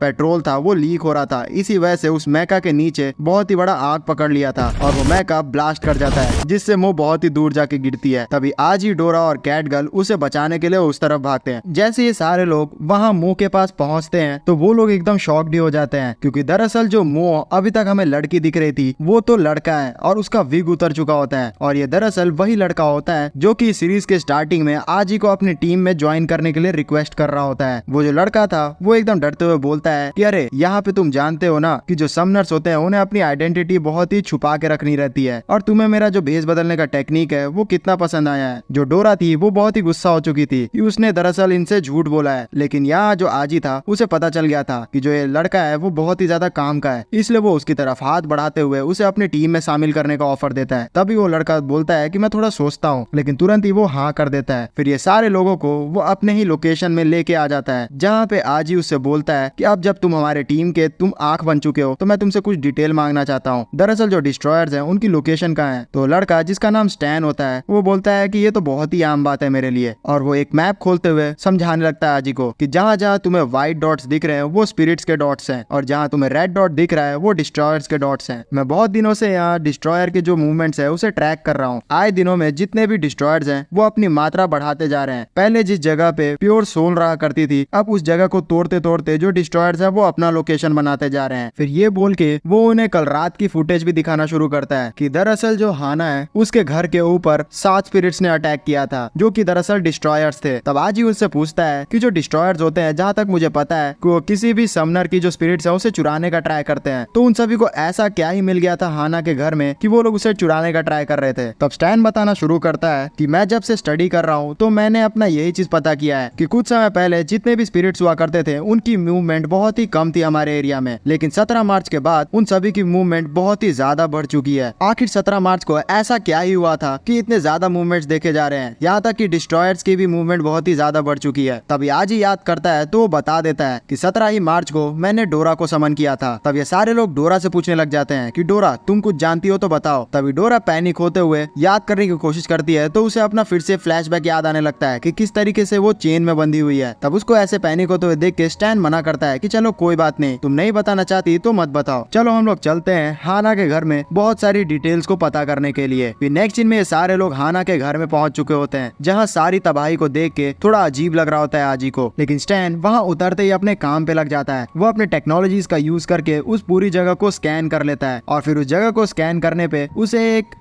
सीसीटीवी वाली स्पिरिट भी मिल जाती है और उसे स्कैन करके उसे रात का फुटेज भी पता चल जाता है। तब वो होलोग्राम के थ्रू उन सभी को दिखाता है कि दरअसल रात में हुआ क्या था। सबसे पहले जो वो बोल्डर स्पिरिट जो आया था जिसने दीवार तोड़ते हुए यहाँ पे एंट्री ली थी, तो आज ही भी इस चीज को कंफर्म करता है। तब स्टैन बताता है कि ये जो स्पिरिट था उसका दरअसल नाम है रूथलेस। तब स्टैन एक खुलासा करता है कि अगर तुम लोग ध्यान से देखो तो ये जो बोल्डर स्पिरिट है इसके पीछे एक टेलीपोर्टेशन वाली बैरियर मिलेगी तुम्हें, और ये भी एक डिस्ट्रॉयर नहीं बनाया है और उसी की वजह से ये 7 जो डिस्ट्रॉयर हैं कल तुम पे हमला कर पाए हैं। फिर वो बताता है कि तीसरी डिस्ट्रॉयर जो है वो लड़की थी जिसके पास फ्लेम की ताकत है और ये हमारे लिए मुसीबत हो सकती है, और चौथा डिस्ट्रॉयर था जिसके लिए कैट गर्ल इतनी ज्यादा परेशान है। कैट गर्ल अपने भाई के होलोग्राम को देख के रोना शुरू कर देती है। एक एक करके जितने भी डिस्ट्रॉयर से इन सभी का सामना हुआ था स्टैन उन सभी को उसके दिखा देता है। फिर लास्टली वो 7th डिस्ट्रॉयर के बारे में इन सभी को बताता है और बोलता है कि यही सबसे ज्यादा स्ट्रॉन्ग था और ये पीछे छुप के तुम सभी को तबाह होते हुए देख रहा था। और दरअसल लास्ट में जो हार्लान के ऊपर अटैक हुआ है वो भी इसी ने किया है और उनके स्पिरिट को इसने ऑब्जर्व कर लिया है। उस फाइनल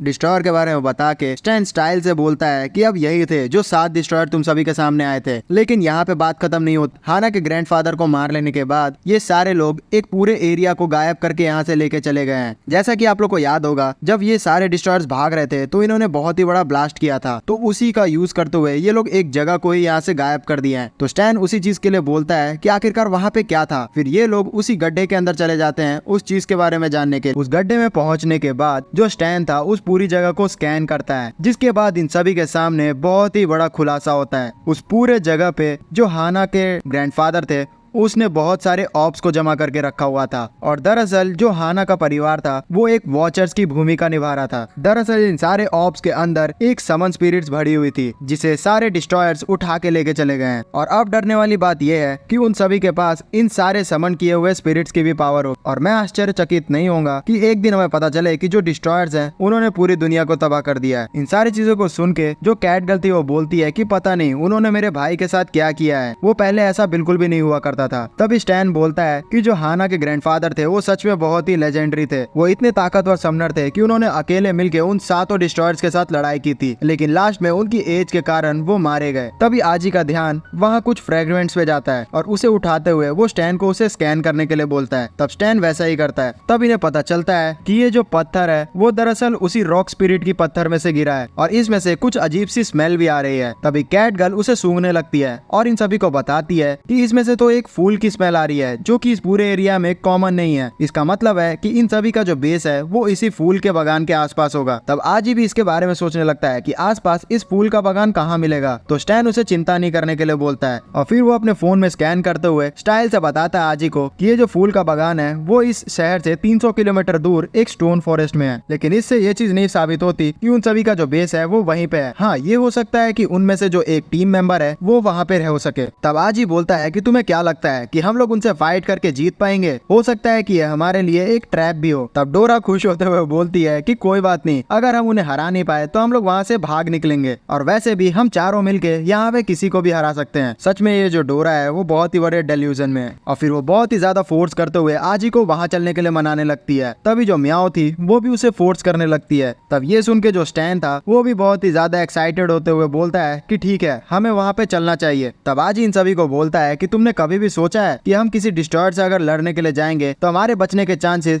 सिर्फ 10% है। हो सकता है कि इससे भी कम चांसेस हो। मेरे को गारंटी है कि हम वहाँ पे मारे जाएंगे। तब इसे सुन के स्टैन बोलता है कि तुम मुझे बहुत ही ज्यादा हल्के में ले रहे हो। और डोरा भी बोलती है कि किसी को भी मुझे हराने के लिए बहुत ही ज्यादा मेहनत करनी पड़ेगी। वो लोग को इतना ज्यादा इंटिमिडेट करते हुए देख के आजी भी उन्हें मना नहीं कर पाता है और वे सब आजी और बाकी सारे जो लोग थे वो डिस्ट्रॉयर के एरिया पे पहुंचने के लिए जा रहे होते हैं। रास्ते में ही आजी इन सारे लोगों को अच्छा से खाना बना के भी खिलाता है, जिसे खाने के बाद सारे लोगों को बहुत ही ज्यादा मजा आता है। जो स्टैन था वो आजी से पूछता है कि एक लड़के होने के बावजूद तुम इतना ज्यादा अच्छा खाना कैसे बना लेते हो। तो आजी उसे बताता है कि ये मेरी शुरू से मजबूरी रही है क्योंकि मैं बहुत समय से अकेले ही रहते आ रहा हूँ। जिसपे स्टैन उससे बोल डालता है कि तुम्हारे पेरेंट्स नहीं है क्या? तो आजी बताता है कि बचपन से जो मेरे पेरेंट्स थे उनकी वजह से मुझे जगह से जगह ट्रैवल करना पड़ता था और एक समय के बाद मेरे जो फादर थे वो मारे गए, इसलिए कुछ समय बाद मेरी मदर ने भी मुझे छोड़ दिया और मैं अकेले हो गया और यही मेरी मजबूरी बन गई कि मुझे खाना पकाना सीखना पड़ा। जो डोरा थी वो आजी के पास आती है और उसे कंसोल करने लग जाती है कि तुम बिल्कुल भी बुरा मत फील करो, यहाँ पे पहले तुम अकेले हुआ करते थे लेकिन अब तुम बिल्कुल भी अकेले नहीं हो। म्याओ उसे इस तरीके से देख के बोलती है कि मुझे लगा नहीं था डोरा कि तुम इतनी ज्यादा कंसोलिडेट करने वाली होगी। जिसपे डोरा उसे बोलती है कि मुझे पता नहीं, शायद से हो सकता है कि ये मेरी एज की वजह से हो। वैसे भी मैं 3 मिलियन साल बड़ी हूँ, मुझे अपने पुरानी लाइफ के बारे में कुछ भी नहीं पता। मैं अपनी जिंदगी में बहुत सारे लोगों से मिली हूँ और काफी सारी चीजें हुई है मेरी जिंदगी में, लेकिन एट लास्ट सिर्फ मैं ही बच पाई। इतना बोलने पे डोरा को अपना फिर से फ्लैशबैक आना शुरू हो जाता है और उसे दिमाग में बहुत ही ज्यादा दर्द करने लग जाता है। उसे इस तरीके से सफर करते हुए देख के जो आजी था बोलता है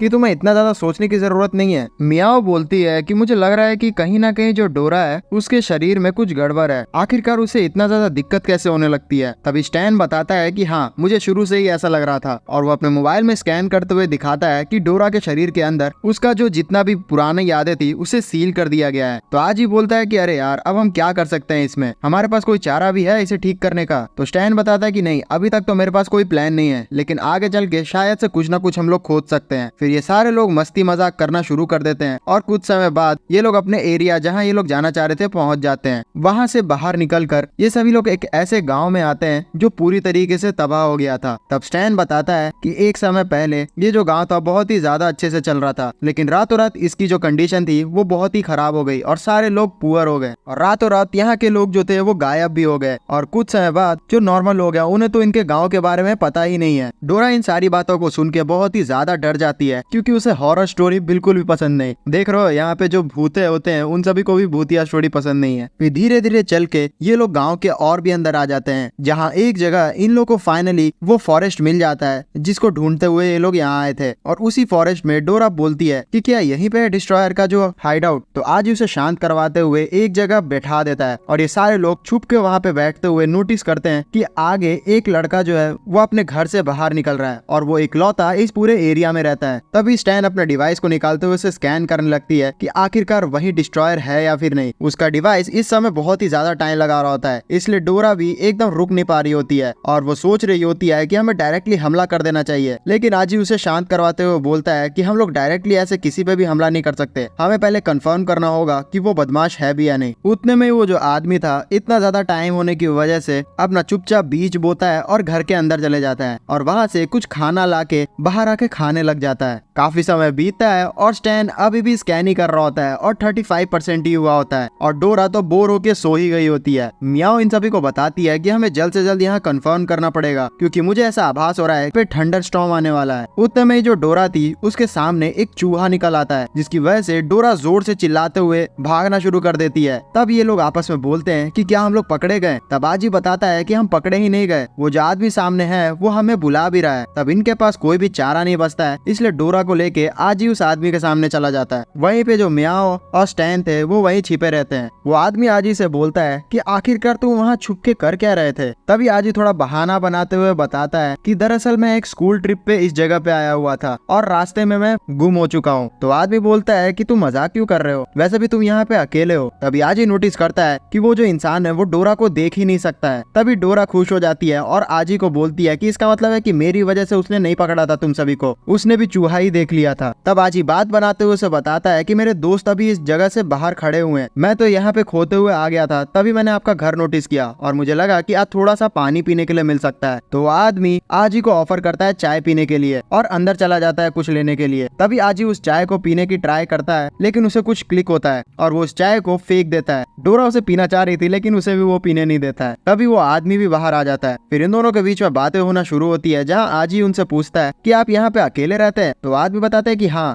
काफी समय पहले इस गांव से सारे लोग भागना शुरू कर दिए थे और मैं यहाँ पे अकेले छूट गया। मैंने काफी समय से यहाँ लोगों को देखा ही नहीं है और सच में मैं आज बहुत ही खुश हूँ कि काफी समय बाद मुझे कोई देखने को मिला है। तभी उतने में चारों तरफ जितने भी फूल थे वो हवा में उड़ना शुरू कर देते हैं, जो कि देखने में बहुत ही प्यारा लग रहा था। तब आज ही उनसे पूछता है कि क्या आपने ये सारे जितने भी फूल है वो खुद ही उगाए हैं। तो आदमी बताता है कि हाँ, ये सारे काम मैंने खुद ही किया है क्योंकि आसपास बड़े बड़े चट्टान है तो यहाँ सिर्फ फूल ही उग सकते हैं। तब आज ही उनसे पूछता है कि आपको कितना ज्यादा समय लग गया इतने सारे फूलों को उगाने में। जिसे सुन के वो आदमी एक स्टोरी बताने लगता है कि काफी समय पहले इस पूरी जगह पे सारे लोग ट्राई किया करते थे खेती करने का, लेकिन यहाँ की जमीन बिल्कुल बंजर हुआ करती थी। तभी एक छोटी बच्ची हम सभी के सामने आई और उसने कसम खाई कि वो इस पूरी जगह पे बहुत सारे जो फ्लावर्स की फील्ड है उसे बना के रखेगी। उस लड़की ने अपना बहुत सारा ट्राई किया अलग अलग फूल को उगाने का, लेकिन कुछ समय बाद वो इस चीज में फेल रही। लेकिन फिर मैंने कसम खाई उसके जाने के बाद कि मैं उसका सपना पूरा करके रहूंगा। अब देखो 10 साल बीत चुके हैं और ये सारी जगह फूलों से भरी हुई है। मुझे सच में ये जगह बहुत ही ज्यादा अच्छी लगती है। तभी आज ही उस आदमी को बोलता है कि अगर मैं गलत नहीं हूँ तो आप उस लड़की से प्यार करते थे। तो आदमी इस चीज को सुन के थोड़ा शर्माने लगता है और बताता है कि हाँ, मुझे इस पूरी जगह से भी प्यार है। दूसरी तरफ मियाओ स्टैन को बोल रही होती है कि तुम्हें और कितना ज्यादा समय लगेगा। तभी स्टैन बताता है कि 99% हमने स्कैन कर लिया है। उतने में इस पूरी जगह पे बहुत ज्यादा तूफान आनी शुरू हो जाती है और आज ही बोलता है उस इंसान को कि लगता है हमें घर के अंदर जाना चाहिए, लेकिन वो इंसान कुछ बोल ही नहीं रहा होता है। तो आज ही जैसे उसके पास जाता है तो वो देखता है कि वो इंसान बहुत ही ज्यादा गुस्से में होता है और वो तूफान को बोल रहा होता है कि मेरे फ्लावर्स को खराब मत करो, और ये बोल के वो सीधा अपने खेत में चला जाता है। वहां जाने के बाद वो उन तूफान को रोकने लग जाता है। उसका दिमागी संतुलन बहुत ही ज्यादा हिल चुका होता है। उतने में स्टैन का स्कैन पूरा कंप्लीट हो जाता है, जिसे देख के स्टैन डरना शुरू कर देती है और वो चिल्लाते हुए आजी को बोलती है कि आजी, हमारे पास बिल्कुल भी समय नहीं है, तुम्हें उस इंसान के ऊपर अभी हमला करना होगा। आजी को समझ ही नहीं आता है और उतने ही देर में वो इंसान के ऊपर बिजली गिर जाती है और वो पूरी तरीके से उसी स्टोन मैन में तब्दील हो जाता है जिससे इनकी लड़ाई हुई थी और वो सीधा जाके आजी के ऊपर हमला करना शुरू कर देता है, जिससे आजी अपने शील्ड से कंट्रोल करता है, लेकिन फिर भी वो इंसान उसकी शील्ड को तोड़ देता है। उतने में मियाओ भी सामने आती है और वो हमला करने की कोशिश करती है। उतने में डोरा को भी वो पटक के मारता है, जिससे डोरा पीछे जाके गिरती है। तभी डोरा बोलती है स्टैन को कि अभी भी मेरे पास मेरा ट्रम्प कार्ड बचा हुआ है, बस मेरे को और आजी को थोड़ा समय चाहिए। फिर डोरा आजी के साथ मिलके उसी टेक्निक को परफॉर्म करने लग जाती है। दूसरी तरफ मियाओ अपने स्पीड का यूज करते हुए उस रॉकमैन को पूरी तरीके से कंफ्यूज कर रही होती है, लेकिन एट लास्ट में जो मियाओ थी वो भी उस रॉकमैन से बच नहीं पाती है और दूर जाके गिरती है। जो प्रोसेस था आजी और डोरा का वो अभी भी चल ही रहा होता है। तो आजी स्टैन से थोड़ा समय मांगता है, जिसपे स्टैन भी खड़ा होता है और बोलता है कि मुझे पता है कि मैं यहाँ टिक नहीं पाऊंगा, लेकिन मैं तुम्हें 3 मिनट का टाइम दे सकता हूँ, लेकिन एक रिक्वेस्ट है, मेरे मरने से पहले मुझे बचा लेना। और ये बोल के डायरेक्टली वो उस रॉकमैन के सामने चला जाता है, जहाँ पे जाते ही वो उसे बोलता है कि तुम एक डिस्ट्रॉयर हो। जिसे सुनने के बाद वो जो रॉकमैन था वो उसके ऊपर पंच मार देता है, लेकिन स्टैन वहाँ से गायब होते हुए उसके पीछे आते हुए उसकी सारी डिटेल बताना शुरू कर देता है कि तुम्हारा नाम है मोदुओ और तुम 26 साल के हो, और तुम्हें स्कैन करके मैं इतना तो बता सकता हूँ कि तुम्हें मल्टीपल पर्सनैलिटी डिसऑर्डर है और तुम ही वो सीरियल किलर हो जो कि यहाँ से गुजरने वाले लोगों को मार देता है। और इतना ही नहीं, तुम एक इंटरनेशनल वांटेड इंसान भी हो। तुमने जितने भी आज तक पाप किए हैं मोदुओ, वो कभी भी फॉरगिव नहीं किया जाएंगे। आज से 10 साल पहले जिस विलेज की तुम बात करते हो, तुम ही थे जिसने उसे डिस्ट्रॉय किया था। इन सारे प्रोवोकेशंस को देख के वो रॉकमैन बुरी तरीके से एकदम फट जाता है, जिससे स्टैन दूर जाके गिरता है, लेकिन आजी उसे अपने शील्ड से बचा लेता है। उस ब्लास्ट की वजह से उस जगह की जो जमीन थी वो उखड़ जाती है और उसके अंदर से बहुत सारे लोगों का कंकाल निकलता है। तभी देख के आजी समझ जाता है कि इसी इंसान ने उन सारे जितने भी विलेजर्स थे उन सभी को मार दिया ताकि वो इस जगह को फर्टाइल बना सके। अब वो स्टोन मैन डायरेक्टली अटैक करने वाला होता है इन सभी के ऊपर और स्टैन उसे देख के डर जाता है, लेकिन डोरा का यहाँ मैजिक पूरी तरीके से कंप्लीट हो गया था और वो अपने शील्ड से उस अटैक को रोक लेती है। फिर डोरा बोलती है आजी को कि वो नॉन स्टॉप अटैक करना शुरू कर दे इसके ऊपर, तो आजी वैसा ही करता है। इस अटैक से उस जो रॉकमैन था उसका असली हाथ बाहर निकलना शुरू कर देता है। आजी भी अपनी इतनी ज्यादा पावर को देख के बहुत ही ज्यादा हैरान हो रहा होता है, लेकिन वो लगातार अपने अलग अलग टेक्निक से उसके ऊपर अटैक करने लग जाता है। उन सारे अटैक्स की वजह से उस रॉकमैन के ऊपर की जो हार्ड शील्ड थी वो टूटना शुरू हो जाती है। तब स्टैन यहाँ आजी को बोलता है कि मौका मिलते ही उस रॉकमैन की जो कोर है उसके ऊपर अटैक कर दो, जिसे सुन के आजी वैसा ही करता है और अपने स्पिरिट डैगर का यूज करते हुए उसके कोर के ऊपर अंदर घुसा देता है। इस फाइनल अटैक की वजह से वो स्टोन मैन का पूरा शरीर ओरिजिनल फॉर्म में आ जाता है और वो अपने आखिरी समय पे पहुंच चुका होता है, जिसपे सारे लोग उसको मारने के लिए अटैक ही करने वाले होते हैं। जिसपे वो स्टोन मैन बोलता है कि प्लीज अभी मुझे मत मारो, अगर तुम ऐसा करते हो तो बहुत ही ज्यादा बुरा हो जाएगा। जिसपे डोरा बोलती है कि हम तुम्हें क्यों ना मारे, तुम तो पहले से ही बहुत ही ज्यादा बदमाश हो और अब हम तुम्हारी कोई भी स्टोरी नहीं सुनना चाहते, क्योंकि थोड़ी देर पहले तुमने एक स्टोरी सुना के हमें बेवकूफ बना ही दिया था। जिसपे स्टोन मैन बोलता है कि तुम एकदम बेवकूफी वाली बातें कर रहे हो, दरअसल ये मेरी ओरिजिनल फॉर्म है, मैं बचपन से ही पत्थर का हुआ करता था। दरअसल जो मेरी माँ है उनके कोख से ही मैं इसी तरीके का पैदा हुआ था स्टोन मैन, और कुछ समय बाद मेरी माँ ने सुसाइड कर लिया और मेरे फादर भी मुझे छोड़ के चले गए, जिसकी वजह से इस पूरे गाँव में मैं अकेले हो गया। गाँव के सारे लोग मुझे बहुत ही ज्यादा तंग किया करते थे क्योंकि मैं एक मॉन्स्टर की तरह दिखा करता था। उस सब चीजों से इरिटेट होके मैंने एक दिन उन सारे बच्चों को अटैक कर दिया और उसी दिन से मेरा बुरा दिन शुरू हो गया। गांव में जितने भी लोग थे उन्होंने गुस्सा होकर मूरो से उसे एक अलग सी जगह पे बांध दिया। सारे गांव वाले ये एक्सपेक्ट कर रहे थे कि मूरो द मॉन्स्टर वहाँ पड़े पड़े मर जाएगा। हमें दिखाया जाता है कि जो मूरो था बचपन में उस जगह पे तड़प के अपने जो भूख थी उससे पत्थर और मिट्टी खा रहा होता है। तभी वहाँ पे जो एक बच्ची थी वो आते हुए उसे देखती है, जिसे मूरो को देख के काफी बुरा लगता है और वो फिर अपना खाना मूरो से आधा आधा शेयर करने के लिए बोलती है। लेकिन मूरो इतना ज्यादा भूखा था कि वो सारा खाना उससे छीन के खा लेता है। लेकिन भूख के बाद वो रियलाइज करता है कि उसने थोड़ा गलत किया, इसलिए वो उस लड़की से माफी मांगने लगता है। लेकिन वो लड़की बिल्कुल भी गुस्सा नहीं होती है और बोलती है कि वो कल भी उसके लिए खाना लेके आएगी और वो ये बात किसी को भी ना बताए, ये हम दोनों के बीच का सीक्रेट है। अब मूरो के लिए ये सच में बहुत ही ज्यादा अलग था क्योंकि आज तक किसी ने भी उससे इतने अच्छे तरीके से बात नहीं किया है और वो बहुत ही ज्यादा इमोशनल हो जाता है। इसके बाद से वो लड़की डेली मूरो के लिए खाना लाना शुरू कर देती है और इन दोनों के बीच में काफी अच्छी दोस्ती हो जाती है। जो लड़की जिसका नाम आहुआ था उसका सपना था कि वो इस पूरे बंजर फॉरेस्ट में फूल उगाना चाहती है, लेकिन वो ऐसा कर भी नहीं पा रही होती है। उसे इतना ज्यादा मेहनत करते हुए देख के मूरो बोलता है कि तुम हार क्यों नहीं मान लेती हो, वैसे भी इस जगह पे फूल नहीं उग सकता। जिसपे आहुआ बोलती है कि नहीं, ये मेरा सपना है कि मैं इस जगह पे फूल उगाऊं, और वो बहुत सारे बीजेस को निकाल देती है। तब जो मूरो था वो आहुआ से एक बीज मांगता है और उसे अपने पास रख लेता है। फिर कुछ समय बीतता है और आहुआ नोटिस करती है कि मूरो ने अपने शरीर के ऊपर उस बीज का यूज करते हुए एक फूल उगा लिया होता है, जिसे देख के आहुआ बहुत ही ज्यादा खुश होती है। इसी के साथ समय बीतता है और ये दोनों बड़े हो जाते हैं और काफी अच्छी दोस्ती हो जाती है इनके बीच में। लेकिन एक समय इनके गांव में बहुत ही बुरा समय आता है और भूखमरी के कारण सारे लोग मरना शुरू कर देते हैं और इसका भी वजह मूरो को ही बता दिया जाता है। सारे गांव वाले उसके पास पहुंच जाते हैं और बोलते हैं कि तुम्हारे ही कर्ज की वजह से हमारा गांव ये सफर कर रहा है। आओ आओ बीच में आती है मूरो को बचाने के लिए और बोलती है कि इसकी कोई भी गलती नहीं है। लेकिन गांव वाले बोलते हैं कि इतना समय से हमारे गांव में खाना नहीं है, लेकिन ये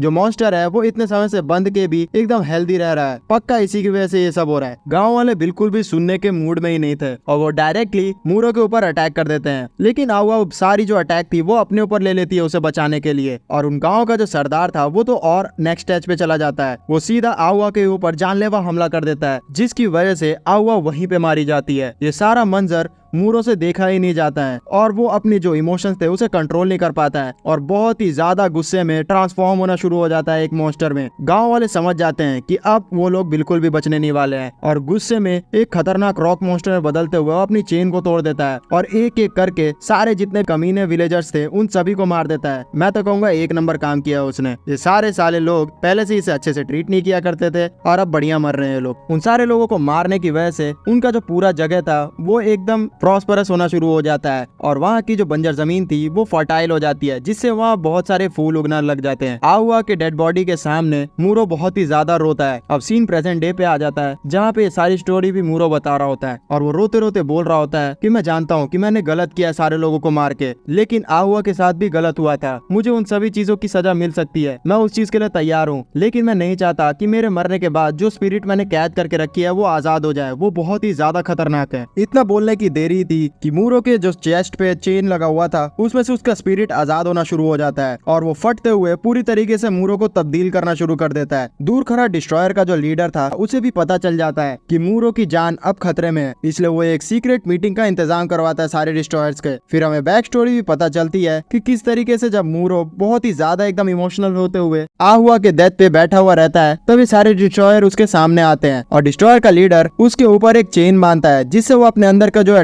इविल मॉन्स्टर था स्पिरिट उसे कंट्रोल कर सके और उसे इंसानी रूप में बना के ऑफर देता है उन्हें डिस्ट्रॉयर को ज्वाइन करने का, जिसपे जो मूरो था वो तैयार हो जाता है। प्रेजेंट डे पे जो लीडर था वो बता रहा होता है कि अगर मूरो के अंदर से जो वो मॉन्स्टर है वो आजाद हो गया तब कुछ भी नहीं हो सकता, क्योंकि वो एकदम अनकंट्रोलेबल स्पिरिट है। दूसरी जगह जो मूरो था वो पूरी तरीके से एक रॉक मॉन्स्टर में तब्दील हो जाता है और स्टैन बताती है कि अभी हम लोग जो सामने मूरो को देख रहे हैं वो मारा जा चुका है और हमारे सामने जो स्पिरिट है वो एक चलती फिरती लाश है जिसे कोई भी कंट्रोल नहीं कर सकता। उतने में ही वो मॉन्स्टर इन सभी के ऊपर अटैक करने लग जाता है और आज ही ट्राई करता है उस पर अटैक करने का, लेकिन उसके अटैक का कोई भी काम नहीं हो रहा होता है। स्टैन भी ट्राई करता है, थोड़ा मियाओ भी करती है, लेकिन ये सारे लोग असफल हो रहे होते हैं। वो मॉन्स्टर मौका मिलते ही जो मियाओ थी उसको बहुत ही बुरी तरीके से डैमेज कर देता है और एक मुक्के में स्टैन को भी दूर भेज देता है। आज ही इसे देख के उसके ऊपर और भी ज्यादा अटैक करता है। वो कभी स्पिरिट्स बनाता है, वो कभी स्पीयर्स बनाता है और फिर वो कभी हथौड़ा से भी अटैक करता है, लेकिन उन सारी चीजों से उस मॉन्स्टर के ऊपर कुछ भी नहीं हो रहा था। तो फिर आज ही थोड़ा चीज पे दिमाग में प्लान करता है और वो एक तगड़ा सा अटैक उसके सिर पे कर देता है जो कि आर पार हो जाता है, जिसे देख के डोरा खुश हो जाती है। लेकिन इस चीज से भी उस मॉन्स्टर का कुछ नहीं होता है। तब आज ही डिसाइड करता है कि वो डोरा से एनर्जी लेके इसके ऊपर जोरदार अटैक करेगा और वो ऐसा ही करता है। लेकिन एट लास्ट वो मॉन्स्टर बहुत ही बुरी तरीके से आजी को भी मारता है। डोरा उसे कंसोल करने के लिए जाती है और वो बोल रही होती है कि आजी क्या हो गया तुम्हें, लेकिन आजी तो अलग ही डायमेंशन में पहुंच चुका होता है जहाँ पे उसे एक क्रिस्टल से बहुत सारे चेन बंधे हुए दिख रहे होते हैं और जैसे ही वो एक चेन को छूता है तो वो गायब हो जाता है। रियल जिंदगी में जो वो मॉन्स्टर था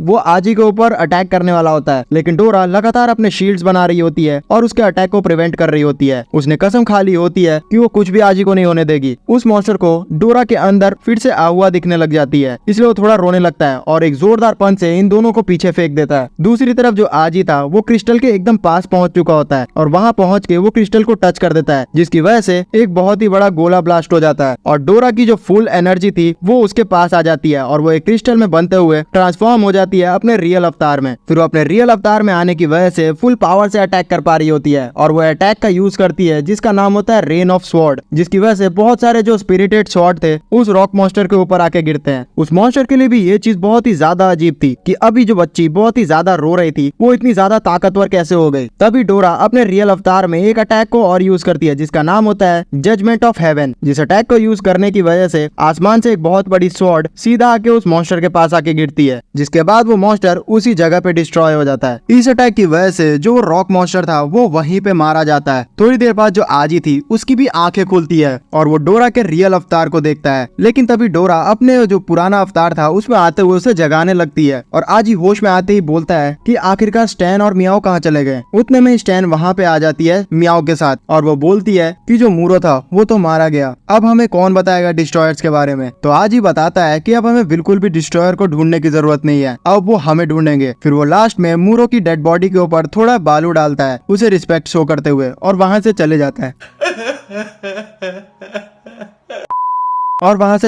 है। उन सभी के जाने के बाद सारे डिस्ट्रॉयर्स मूरो की डेड बॉडी के पास पहुंच चुके होते हैं, जहां वो मूरो को मरा हुआ देखते हुए बहुत ही ज्यादा उदास हो रहे होते हैं। तभी उन सभी का लीडर मूरो की डेड बॉडी से सारी मेमोरीज को एनालाइज करता है और वो उसे देखते हुए एक फ्लावर उसके ऊपर रखता है और बोलता है कि मूरो, तुम आज सारी अपनी सफरिंग से आजाद हो गए हो, मैं तुम्हारे लिए सच में बहुत ही ज्यादा खुश हूँ। सीन शिफ्ट होता है और हम लोग इन सारे लोगों को स्टैन की बस में बैठे हुए घर जाते हुए देखते हैं, जहाँ पे आजी का इलाज भी चल रहा होता है। लेकिन अचानक से स्टैन को ऐसा रियलाइज होता है कि एक बहुत ही ताकतवर स्पिरिट इन सभी का पीछा कर रही है, जिसे देख के वो भी डर जाता है। इतने में इनके सामने एक पोर्टल खुलता है, जिसमें से वही शैडो गर्ल इनके सामने आते हुए एक अटैक कर दिया, जिससे इनके गाड़ी के 2 हिस्से हो जाते हैं। फिर पीछे मियाओ का भाई आता है जो कि इनके ऊपर अलग से अटैक करता है, जिससे स्टैन और मियाओ वहीं पे मारे जाते हैं। इन सारी चीजों को देख के आजी समझ ही नहीं पाता है कि आखिरकार इनके साथ क्या हो गया, और वो बचाने की ट्राई कर रहा होता है स्टैन मियाओ को, लेकिन कुछ भी नहीं कर पाता है। उसकी तो बॉडी भी हिल नहीं रही होती है। उतने में इन सारे डिस्ट्रॉयर्स का लीडर इन सभी के सामने आता है और वो आजी को आसमान में उठाते हुए कहता है कि मैंने तुमसे कुछ ज्यादा ही अच्छा एक्सपेक्ट किया था, लेकिन तुम तो सिर्फ एक कचरा निकले। और इतना बोल के वो आसमान में उड़ा देता है उसे। उतने में वो शैडो गर्ल आजी के भी बहुत सारे टुकड़े कर देती है और आजी भी मारा जाता है। डोरा ये सारी चीजों को देख रही होती है, लेकिन कुछ भी नहीं कर पा रही होती है। पता नहीं यार, अभी तो ये बहुत ही ज्यादा ताकतवर थी, लेकिन अचानक से फिर से कमजोर हो गई। कब जाके इसकी लिमिटेशन हटेगी? मुझे तो पता है कि ये जो डोरा है बहुत ही ज्यादा ताकतवर स्पिरिट है, आगे चल के इसकी स्टोरी और पता चलेगी। मरने के बाद जो आजी था वो एक दूसरी जगह पे पहुंच चुका होता है और वो अपने आप से पूछ रहा होता है कि मैं कहाँ पे हूँ, आखिरकार कहाँ पहुँच गया मैं। तभी उसे एक आवाज सुनाई देती है जो बोलता है कि तुम एक ऐसी जगह पे पहुंच चुके हो जो कि स्पेस और टाइम से पड़े है। उस आवाज की तरफ जैसे ही आजी देखता है तो उसे वहाँ पे एक मार्क्समैन दिखाई देता है, जो कि आजी को बताता है कि मैं तुम्हें बहुत ही ज्यादा बुरा फील करवाऊंगा, लेकिन सच्चाई ये है कि तुम्हारी टाइमलाइन में तुम्हारे जितने भी दोस्त हैं वो अब मारे जा चुके हैं। आजी को अपने क्रिस्टल के सामने डोरा की डेड बॉडी भी दिखती है, जिसे देख के वो बुरी तरीके से टूट जाता है और जोरों से रोने लग जाता है। मार्क्समैन बोलता है कि दुनिया जो है वो बहुत ही ज्यादा क्रूअल है और हर किसी को अपने पाप का पश्चाताप करना ही पड़ता है। तुम कमजोर थे, इसलिए उन सभी को बिल्कुल भी बचा नहीं पाए। डिस्ट्रॉयर के जो लीडर थे उसने तुम सारे लोगों की एनर्जी को चूस लिया और अपने अंदर शामिल कर लिया। आजी रोना शुरू कर देता है और बोलता है कि नहीं, ऐसा नहीं हो सकता, अगर मैं थोड़ा सा ज्यादा ताकतवर होता तो मैं उन सभी की जान बचा लेता। वो सारे लोग दरअसल मेरे पे ही निर्भर थे, ये मेरी ही गलती है। और इतना बोल के वो बुरी तरीके से टूट चुका होता है। उतने में वो मार्क्समैन बोलता है आजी को कि तुम अगर खुद पे भरोसा करते हो तो क्या लगता है अगर मैं तुम्हें 3 मिनट पहले इस चीज से जाने दूं तो तुम अपने सारे लोगों को बचा लोगे? जिसपे आजी को कुछ भी नहीं समझ में आता है। तो मार्क्समैन अपना मार्क्स हटाता है और आजी के कंधे पे अपना हाथ रखते हुए बोलता है कि मैं तुम्हारा वेट करूंगा, मैं तुम्हें 3 मिनट दे रहा हूँ और जल्द से जल्द अपना काम कंप्लीट कर लो। तभी आजी उस इंसान का चेहरा देखता है जो कि और कोई नहीं आजी के डैड ही होते हैं और वो बोलते हैं कि बेटा मैं तुम्हारा पक्का इंतजार करूंगा। इतना बोलते ही जो आजी था वो रियल जिंदगी में आ जाता है 3 मिनट पहले, जहाँ पे डोरा उसका इलाज कर रही होती है। तभी आजी होश में आते हुए उन सभी को बोलता है कि तुम सभी तैयार हो जाओ। सीन शिफ्ट होता है और हमें दोबारा से वही चीज दिखाया जाता है कि पोर्टल से जो शैडो वाली लड़की थी वो इन सभी के सामने आते हुए इन पे हमला करती है, लेकिन इस बार प्लान की वजह से कुछ और ही होता है। कार के अंदर वो शैडो गर्ल एनालाइज करती है कि कोई इंसान नहीं है, बस एक डॉल बंधी हुई है जिसके अंदर टाइमर बॉम्ब लगा हुआ है। तो वो समझ जाती है कि ये सारी ट्रैप में किया गया उन सभी को। उतने में वो बहुत ही बड़ा ब्लास्ट कर देते हैं। दूसरी तरफ ये सारे जो लोग थे उन्होंने अपना एक दूसरा सा वैन रख लिया होता है जिसमें ये लोग बैठ के यहाँ से निकल रहे होते हैं और स्टैन इन सभी को बताता है कि हाँ, जैसा कि आजी ने कहा था मेरा जो वैन है वो ब्लास्ट हो चुका है, लेकिन उसके अंदर हमने एक डिस्ट्रॉयर को कैद कर लिया है। आज अगर आजी नहीं होता तो हम सभी मारे जाते। तभी आजी बोलता है इन सभी को कि खुश होने का अभी समय नहीं है, हमारे पास ज्यादा वक्त नहीं है क्योंकि जल्द ही डिस्ट्रॉयर हमें खोज के हमें मार देंगे। हमें तुरंत ही हाना को इन सभी चीजों के बारे में बताना होगा। तब ये सारे लोग आजी के घर पे पहुंचते हैं हाना को ये सब बताने के लिए, लेकिन आजी नोटिस करता है कि हाना तो यहाँ से जा चुकी है और वो बदले में एक लेटर छोड़ के गई है। तो बाहर जैसे ही निकलता है अपने घर से तो स्टैन इन सभी को बताता है डरते हुए कि हमारे पास ज्यादा समय नहीं है, 2 घंटे में जो डिस्ट्रॉयर है वो यहाँ हमारे पास पहुँच जाएंगे। लेकिन अच्छी खबर ये है कि हमारे घर के पास हाना का हेलीकॉप्टर पड़ा हुआ था, इसलिए अब वो हमारा हुआ है। तो ये सारे लोग खुश होते हुए उस हेलीकॉप्टर में बैठ जाते हैं और हाना की तरफ जाना शुरू करते हैं, जहाँ पे हाना का लेटर पढ़ना शुरू करता है आजी, जिसमें लिखा हुआ था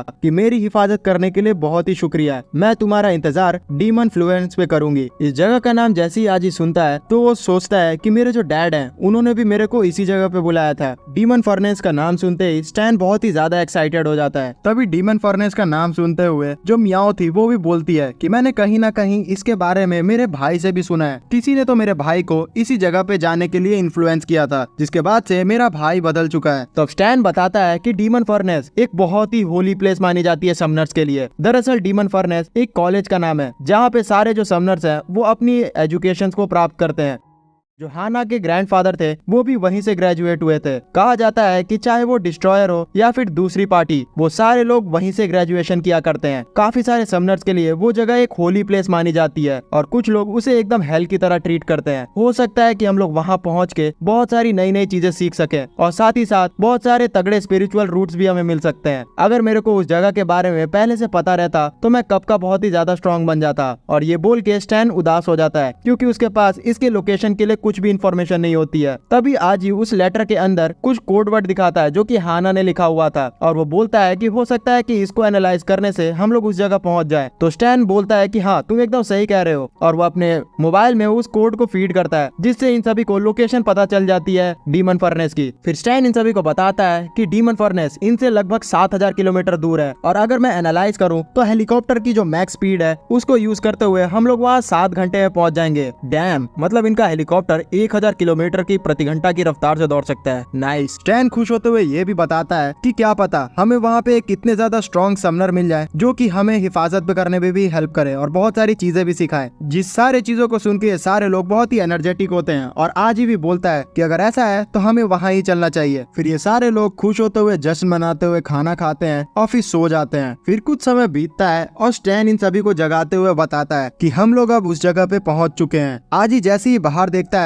तो वो डर जाता है क्योंकि ये लोग एक बहुत ही बड़े बवंडर के पास होते हैं जो कि समुद्र के बीचों बीच चल रहा होता है। स्टैन इन सभी को बताता है कि यही वो जगह है जहाँ से हम लोग जा सकते हैं डीमन फर्नेस के अंदर। कहा जाता है कि इस जगह से कोई भी इंसान आज तक जिंदा नहीं लौट पाया है, इसलिए इसे ह्यूमन किलर भी कहा जाता है। स्टैन इन सारी चीजों को देख के बहुत ही ज्यादा एकदम खुश हो रहा होता है क्योंकि उसके बचपन का सपना अब पूरा होने वाला होता है। लेकिन डोरा बुरी तरीके से डर जाती है कि ये किस तरीके की जगह है जहाँ पे हम लोग मारे जाएंगे, कहीं तुमने कुछ गलती तो नहीं कर दी है। लेकिन स्टैन बोलता है कि नहीं, ये कुछ भी गलती नहीं है, हम लोग एकदम सही जगह पे। फिर स्टैन अपने हेलीकॉप्टर को उस बवंडर के अंदर घुसा देता है जिसकी वजह से बहुत ज्यादा झटका इन्हें फील होता है और डोरा की तो हालत खराब होती है। लेकिन कुछ देर बाद ये सारे चीजें एकदम ठीक हो जाती है क्योंकि फाइनली ये लोग पहुंच चुके होते हैं डीमन फर्नेस की दुनिया में, जहाँ पहुंच के डोरा और मियाओ बहुत ही ज्यादा खुश होते हैं कि अब उन सभी की जान बच चुकी है। ये पूरी जगह बहुत ही ज्यादा सुंदर होती है और छोटे छोटे टापुओं से बनी हुई होती है। लेकिन आजी को थोड़ा बहुत टेंशन फील हो रहा होता है और उसे ऐसा लग रहा होता है कि कुछ न कुछ गड़बड़ है। डोरा एनालाइज करती है और बोलती है कि क्या हो गया, जिस पे आजी बोलता है कि नहीं कुछ तो गड़बड़ है। उतने में इनके पीछे से जो स्पिरिट गर्ल थी वो इन सभी के ऊपर हमला कर देती है। लेकिन सही समय पे आजी अपने शील्ड को एक्टिवेट कर देता है, लेकिन फिर भी उसके अटैक की इम्पैक्ट की वजह से इनका हेलीकॉप्टर वहीं पे फट जाता है और ये सारे लोग जमीन पे गिरना शुरू कर देते हैं। सही समय पे जो स्टैन था वो अपनी टेक्निक का यूज करते हुए जो हेलीकॉप्टर के टूटे हुए टुकड़े थे उससे एक बड़ा सा रोबोट बना लेता है और इन सभी को बचा लेता है। फिर वो स्पिरिट गर्ल पोर्टल के अंदर घुस जाती है और फिर दूसरी जो इनके साथी थी वो सामने आती है जो कि अपने बंदूक से इन सभी के ऊपर शूट कर रही होती है और बोल रही होती है कि तुम सभी मारे जाओ। ये सारे लोग थोड़ा बहुत उसके अटैक को डॉज करने की कोशिश करते हैं, लेकिन एट लास्ट इनका जो रोबोट था वो बहुत ही ज्यादा डैमेज हो जाता है। उतने में जो मियाओ का भाई था वो भी सामने आ जाता है, जिसे देख के आज ही उसके ऊपर जोरदार एक अटैक करता है जिससे बड़ा ही ब्लास्ट होता है और इन सभी को लगता है कि इन्होंने कुछ उखाड़ लिया, लेकिन ऐसा नहीं होता। जो मियाओ का भाई था वो तुरंत ही मोटी कौओं में तब्दील होके इन सभी के ऊपर हमला कर देता है और उसके इतने ज्यादा जोरदार अटैक की वजह से फाइनली इनका रोबोट पूरी तरीके से टूट जाता है और ये लोग एक टापू के ऊपर क्रैश लैंडिंग करते हैं। किसी तरीके से इन लोग की जान बची हुई होती है और ये लोग होश में आते हुए खड़ा होते हैं और अपने सामने सारे डिस्ट्रॉयर्स को देखते हैं, जिन्हें देखते ही आज ही समझ जाता है कि अब हम लोग इनसे भाग नहीं सकते हैं, तो हमें इनसे अटैक करना ही होगा। उतने में इनका जो फाइट था वो शुरू होता कि बीच में एक बनी आ जाती है और इन दोनों को स्टिकर देते हुए वो बोलती है कि अब तुम लोग एक जगह पे पहुंच चुके हो जहाँ के रूल तुम लोग को बिल्कुल भी नहीं पता है क्या, तुम लोग यहाँ बिल्कुल भी फाइट नहीं कर सकते। उतने में डिस्ट्रॉयर के ग्रुप में जो लड़की थी वो उस बनी के ऊपर एक बंदूक रख देती है और बोलती है कि तुम जान रही हो कि आखिरकार कौन हूँ मैं। तो बनी सैवेजली उसको बोलती है कि तुम्हें पता है कि ये जगह कौन सी है, ये जगह है डीमन फर्नेस और यहाँ के रूल तुम्हें मानने ही होंगे।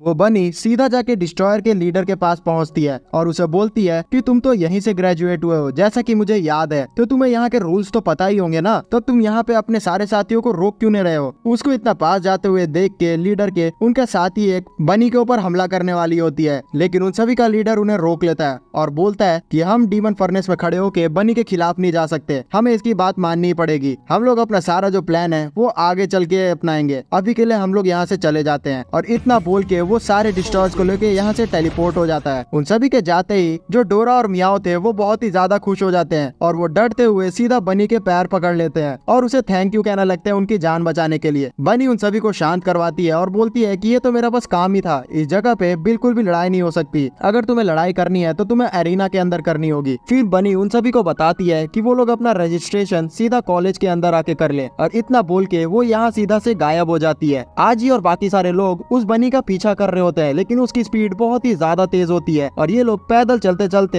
रेत में बहुत ही ज्यादा थक जाते हैं क्योंकि ये लोग बुरी तरीके से घायल भी थे। उतने में इनके पीछे से एक आदमी आता है जो कि गिरगिट के ऊपर सवारी कर रहा होता है। वो आदमी इन सभी को ऑफर करता है कि अगर वो चाहे तो जहाँ ये लोग जाना चाहते हैं वो इन सभी को छोड़ सकता है। तो क्योंकि ये लोग बहुत ही घायल थे तो ये सारे लोग उस ऑफर को एक्सेप्ट कर लेते हैं। फिर वो आदमी इन सभी को बैठाते हुए इन सभी से सवाल पूछता है कि आखिरकार तुम लोग इतने ज्यादा डैमेज क्यों लग रहे हो, जिसपे डोरा इन सभी को बताती है कि हम लोग के ऊपर बहुत ही तगड़े लोगों ने अटैक कर दिया था तो हम लोग जान बचा के यहाँ पहुंचे हैं। जिसे सुन के वो आदमी बताता है कि तब तो तुम लोग बहुत ही सही जगह पे आए हो, क्योंकि डीमन फर्नेस एक ऐसी जगह है जहाँ पे सारे जितने भी बड़े बड़े क्रिमिनल्स हैं वो भी अपनी जान बचाने के लिए आते हैं, तो तुम तो फिर भी नॉर्मल हो। जिसे सुन के डोरा गुस्सा हो जाती है और बोलती है कि मैं तो कोई क्रिमिनल नहीं हूँ, हम लोग असल में एक वॉचर है जो कि डिस्ट्रॉयर को बुरे कामों करने से रोकते हैं और दुनिया को बचाते हैं। जिसे सुन के वो इंसान हंसने लगता है और बोलता है कि इस पूरे जगह पे कोई भी अच्छा या बुरा नहीं होता है, ये डीमन फर्नेस है बेबी। इस जगह पे अगर तुम फाइट करना चाहते हो तो तुम सिर्फ एरिना में जाके फाइट कर सकते हो, अगर तुम बाहर फाइट करोगे तो तुम्हें बहुत ही कड़ी सजा दी जाएगी। हजारों साल से जो वॉचर्स और डिस्ट्रॉयर्स हैं उनके बीच में लड़ाई होते आ रही है और कहा जाता है लेजेंड्स के हिसाब से कि वो लड़ाई सैकड़ों सालों से चल रही थी। इसी वजह से लास्ट में इतने ज्यादा बेकार में कैजुअलिटीज को देख के दोनों वॉचर्स और डिस्ट्रॉयर के जो लीडर थे उन्होंने एक एग्रीमेंट साइन की और अपने पावर को यूज करते हुए इस टापू को बनाया जहाँ पे सारे जितने भी वॉचर्स और डिस्ट्रॉयर्स थे वो साथ में आके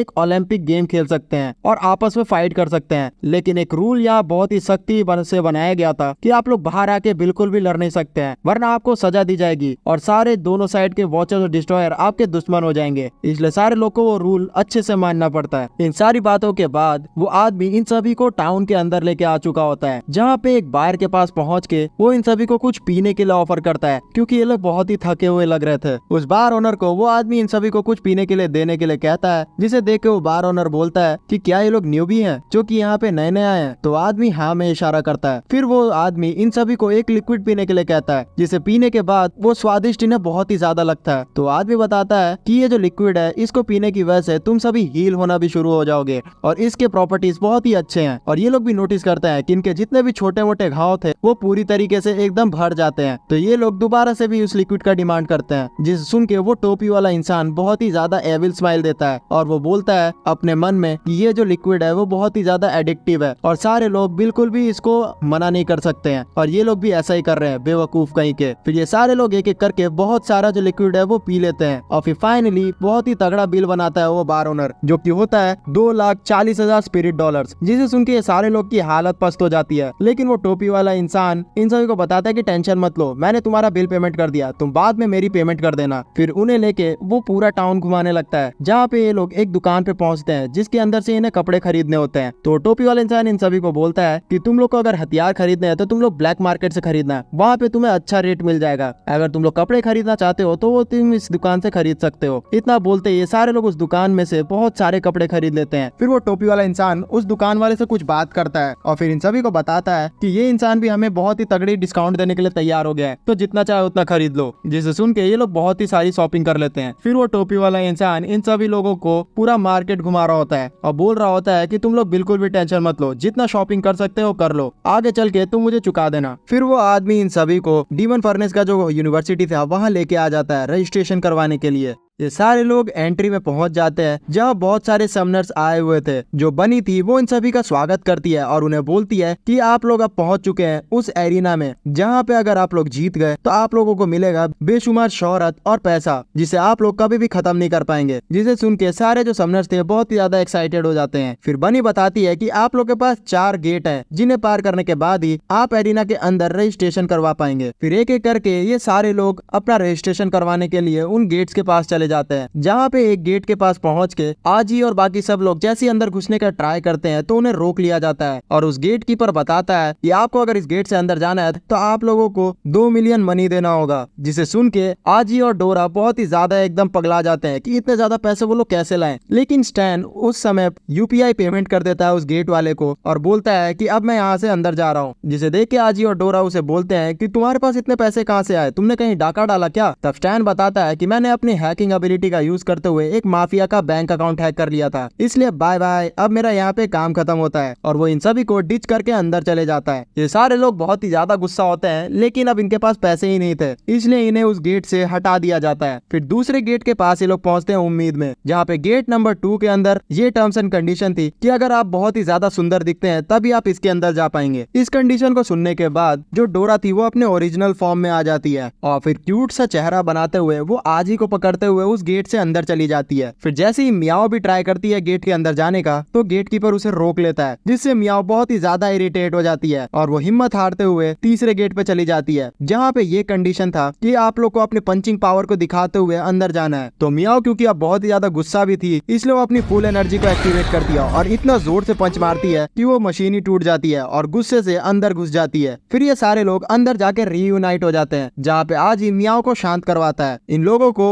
वो हैट वाला इंसान भी मिलता है, जिससे आज ही पूछता है कि तुम तो 4th डोर से आए हो ना, तो वहाँ की कंडीशन क्या थी? जिसपे वो बताता है कि 4th डोर से सिर्फ वही लोग अंदर आ सकते हैं जो कि बहुत ही ज्यादा फेमस हो। तो डोरा बोलती है कि तुम भी बहुत ही ज्यादा फेमस हो क्या? जिसपे वो बोलता है कि हाँ थोड़ा बहुत। और फिर मन में वो बोलता है कि मैंने इस बार बिल्कुल सच बोला है, क्योंकि मैं दुनिया के टॉप 10 क्रिमिनल्स में से एक हूँ। तो मियाओ बोलती है उसको कि ये तो सच में बहुत ही ज्यादा बकवास कंडीशन है, लेकिन वो आदमी बताता है कि हाँ ऐसा तो है, लेकिन समनर्स की दुनिया में पैसा, पावर, फेम और खूबसूरती ही मानी जाती है और कहा जाता है जिस समनर के पास ये चारों चीजें नहीं है तो एकदम बेकार है। फिर ये सारे लोग एक जगह इकट्ठा होते हैं, जहाँ पे बनी अनाउंस करती है कि आप लोग फाइनली फर्स्ट स्टेज को पार कर चुके हैं और ये जो जगह आप लोग देख रहे हैं ये मानी जाती है डीमन फर्नेस की अरीना डोर और यहाँ पे 100 फ्लोर्स हैं और टॉप 20 फ्लोर्स आप सभी के लिए तैयार किए गए हैं। आप लोग को एक एक करके सारे फ्लोर्स को क्लियर करना होगा। जैसे जैसे आप लोग फ्लोर्स क्लियर करोगे आप लोग नेक्स्ट स्टेज पे बढ़ते रहोगे। तभी हमें 2 लोगों को दिखाया जाता है, जिसमें से एक आदमी बताता है कि मैंने इस जगह पे बहुत बार ट्राई किया है, लेकिन मैं 5th फ्लोर से आगे जा ही नहीं पाता हूँ। तो दूसरा आदमी बताता है कि मैं भी बहुत ही ज्यादा पावरफुल हूँ, लेकिन मैं भी 3rd फ्लोर से आगे नहीं जा पाया हूँ। तभी वहाँ वही हैट वाला इंसान बोलता है उन सभी को कि तुम लोग तो सच में बहुत ही ज्यादा पावरफुल और फेमस हो, लेकिन मैं तुम लोगों को बता दूं कि मैं भी 5 सालों से ट्राई कर रहा हूँ, फिर भी 9th फ्लोर से ज्यादा मैं नहीं जा पाया हूँ। तभी डोरा एक्साइटेड हो जाती है और वो सारे लोगों के सामने बोलती है कि ये तो कुछ भी नहीं है, मैं तो कैजुअली 100 फ्लोर को क्लियर कर सकती हूँ। उसको इस तरीके से बोलते हुए सुन के सारे जितने भी समनर्स थे वो हंसना शुरू कर देते हैं और बोलते हैं कि तुम बेवकूफ हो क्या,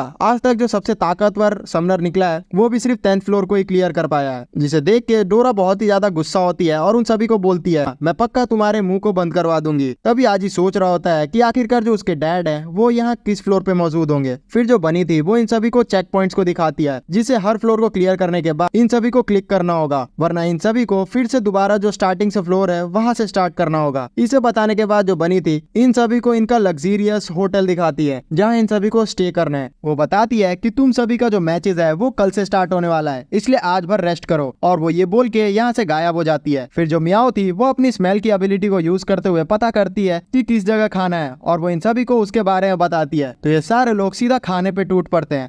मियाओ को इस तरीके से देख के सारे लोग उसके पीछे जाके खाना खाना शुरू कर देते हैं। वो सभी बहुत ही ज्यादा एंजॉय करने के मूड में लग रहे होते हैं। दूसरी तरफ वो तीन लोग जिनमें से जो हैट वाला इंसान भी था वो आपस में बात कर रहे होते हैं कि ये सारे जितने भी बेवकूफ है समनर्स, इन सभी को तो ये भी नहीं पता कि इस जगह पे आने के साथ ही आपका एग्जाम स्टार्ट हो जाता है। और फर्स्ट लेवल का जो बॉस है वो तो ट्रैप मास्टर है, वो तुम्हारे लिए बहुत अलग अलग तरीके के ट्रैप्स बिछा के रखेगा। मुझे तो ये भी याद है कि पिछली बार जब मैं यहाँ पे आया था तब उस टाइम पे उसने सारे जितने भी समनर्स थे उनके खानों के अंदर जहर मिला दिया था। इसी चक्कर से जैसे ही उन्होंने वो खाना खाया तो काफी सारे जो समनर्स थे वो वहीं पे मारे गए। इसलिए इन लोगों को थोड़ा सतर्क रहना चाहिए। लेकिन ये लोग बेवकूफों की तरह एंजॉय कर रहे हैं। लेकिन रियलिटी में आज ही डोरा और बाकी सारे इस चीज पे बिल्कुल भी ध्यान नहीं दे रहे होते हैं। वो खाना खाने के बाद आराम से हॉट वाटर बाथ ले रहे होते हैं, जहाँ पे आज ही बिना कपड़े उतारे ही हॉट वाटर बाथ ले रहा होता है। तो मियाओ और डोरा उससे पूछती है कि आखिरकार वो ऐसा क्यों कर रहा है। तब वो बताता है कि मुझे बहुत ही अजीब लग रहा है एक स्पिरिट और एक कैट गर्ल के साथ नहाने में। तो ये दोनों सुन के थोड़े चिढ़ जाते हैं और फिर उसके ऊपर चढ़ते हुए मारने लगते हैं। फिर नहाने धोने के बाद ये सारे लोग अपने कमरे में सोने के लिए भी चले जाते हैं। लेकिन उससे पहले ही इस पूरे एरिना में अनाउंसमेंट होती है और वो अनाउंसमेंट करने वाली वही बनी गर्ल थी कि अब हमारे पास हमारा एक नया चैंपियन आ चुका है जिसने सारे जितने भी रिकॉर्ड्स थे उसे तोड़ दिया है, जो कि हाना और ग्रीन वॉल है। अभी इसने जो 10th लेवल का रिकॉर्ड था उसे ब्रेक कर दिया है और करंटली ये 11th लेवल पे है। इन सभी को देख के जितने भी लोग थे और भी मोटिवेट हो जाते हैं और आज ही बोलता है कि हाना हमसे बहुत ही आगे है, तो हमें कुछ न कुछ करके उसके पास जाना होगा। तो ये सारे लोग मोटिवेट होते हुए फिर से सोने के लिए चले जाते हैं। दूर बैठे वो तीनों बदमाश लोग इन सभी को देख के फिर से बोलते हैं कि ये लोग सच में अभी भी ये ध्यान नहीं दे रहे हैं ये सारी चीजों पे। इन्हें तो ये भी नहीं पता कि इस पूरे फर्स्ट लेवल पे जीतने का यही सबसे पहला चारा है कि आप लोग लॉबी में ही बैठे रहें। आराम से सोने से आप तुरंत हार सकते हैं। दरअसल असली गेम तो अब स्टार्ट हुआ है और हमें ये चीज देखने में बहुत ही मजा आएगा। फिर सीन शिफ्ट होता है और हम लोग आजी और डोरा को कमरे में देखते हैं जहाँ वो लोग आराम से सो रहे होते हैं। उतने में ही इनके कमरे में देर रात गए हलचल होनी शुरू हो जाती है और उस हलचल को देख के आजी की नींद टूट जाती है। आजी जैसे ही होश में आता है तो वो नोटिस करता है कि उसके कमरे की जो दोनों दीवारें हैं उसमें से अलग अलग हथियारें निकल रही हैं और वो दीवार धीरे धीरे करके उनके पास आ रही है। इसलिए वो डर के मारे डोरा को भी जगा देता है। डोरा जैसे ही जागती है तो वो भी समझ नहीं पाती है कि आखिरकार ये क्या हो गया। आजी तेजी से गेट को जाके खोलने की ट्राई करता है लेकिन गेट भी जाम हो चुका होता है। तब डोरा खिड़की ट्राई करती है तो ये तो खिड़की भी जाम था। तभी फिर डोरा बोलती है कि अब मुझे कुछ करना ही होगा और वो अपने 2 वेपन्स निकाल के गेट पे हमला करती है, लेकिन वो वेपन से टूट जाते हैं। अलग अलग तरीके के वेपन्स अपनाए करके जो डोरा थी वो इधर उधर हथियार से फायर कर रही होती है, लेकिन कुछ भी उससे हो नहीं रहा होता है। तब लास्ट में जब पूरा दीवार इनके पास आ चुका था तब आज ही दिमाग चलाता है और वो डोरा से बोलता है कि तुम इस जगह पे किसी भी तरीके के हथियार को समन कर सकती हो ना, तो जल्द से जल्द इस जगह की चाबी बना लो। और फिर नेक्स्ट सीन में हम लोग इन दोनों को जस्ट एकदम अपनी जान बचाते हुए कमरे से बाहर निकलते देखते हैं, क्योंकि डोरा ने अपने इमेजिनेशन से इस कमरे की चाबी बना दी थी। जैसे ये लोग बाहर निकलते हैं तो इन्हें अलग अलग कमरे से सारे समनर्स की बहुत ही जोरदार आवाजें सुनाई दे रही थी। लग रहा था कि उनका बैंड बज चुका है। तभी आजी को मियाओ की चिंता होने लगती है और वो तुरंत ही उसके कमरे के पास जाता है, लेकिन वहाँ वो देखता है कि उसके गेट के नीचे से एक कॉकरोच निकल रहा है। इसलिए वो डर के मारे उसे कुचलने जाने वाला होता है, लेकिन उतने में ही जो मियाओ थी वो अपने असली रूप में आ जाती है और वो बोलती है कि अपने आप को बचाने के लिए मुझे ऐसा करना ही पड़ा। फिर मियाओ को बचते हुए देख के इन लोग को स्टैन की भी याद आती है और ये लोग तेजी से उसे बचाने जाते हैं, लेकिन देखते हैं कि उसके गेट में से खून निकल रहा है। इसलिए इन्हें लगता है कि स्टैन अब मारा गया, तो ये लोग थोड़ा शोक मनाने लगते हैं। लेकिन उतने में स्टैन ऊपर से वेंटिलेटर से नीचे आके गिरता है और ये सारे लोग खुश होकर उसे हक करने लग जाते हैं। फिर एक एक करके जितने भी सर्वाइवर्स थे समनर्स के, वो सारे अपने कमरे से बाहर निकलते हैं और इस फर्स्ट लेवल का जो बॉस था यानी ट्रैप मास्टर, वो इन सभी को कांग्रेचुलेट करता है और उन्हें बोलता है कि अब तुम्हें सेकंड लेवल पे जाना है। लेकिन कुछ समनर्स गुस्सा करने लग जाते हैं क्योंकि उन्हें बोला गया था कि ये टेस्ट उनका अगले दिन स्टार्ट होगा। तब ट्रैप मास्टर बोलता है कि डीमन फर्नेस कभी भी अपना रूल नहीं तोड़ता है। हमने कहा था कि आपका मिशन कल से स्टार्ट होगा और आज 12 बज चुके हैं, मतलब कल हो चुका है, तो तुम्हारी ये गलती थी कि तुम सतर्क नहीं थे। अब तुम्हारा सेकंड लेवल स्टार्ट हो रहा है और तुम्हारा सेकंड लेवल का मिशन ये है कि तुम्हें इस पूरे होटल से जल्द बाहर निकलना है, ये तबाह होने वाली है। और वो इतना बोलता ही है कि ये होटल सच में टूटना शुरू हो जाती है और सारे समनर्स तेजी से भागना शुरू कर देते हैं। रास्ते में इतने सारे ट्रैप्स आ रहे थे कि इन सभी को अपनी जान बचाने में बहुत ही दिक्कत आ रही थी। एक समय पे तो इनका जो फ्लोर था वही टूट जाता है और इसके नीचे बहुत ही बड़ा लावा दिख रहा होता है। बहुत सारे समनर्स समनर्स उसमें गिर के मर चुके होते हैं और जो स्टैन था वो भी गिरने ही वाला होता है कि सही समय पे डोरा अपने रियल फॉर्म में आके उसे बचा लेती है। साथ में वो कुछ और अदर समनर्स को भी बचाती है और आजी भी अपनी पावर को यूज करते हुए दूसरे समनर्स को बचाता है। जो ट्रैप मास्टर था वो इन सभी के इतने काइंडनेस को देख के थोड़ा खुश भी होता है और फिर इनको बोलता है कि तुम्हारी ये काइंडनेस बिल्कुल भी काम नहीं आएगी, क्योंकि कमजोर लोग को तुम कभी भी नहीं बचा पाओगे।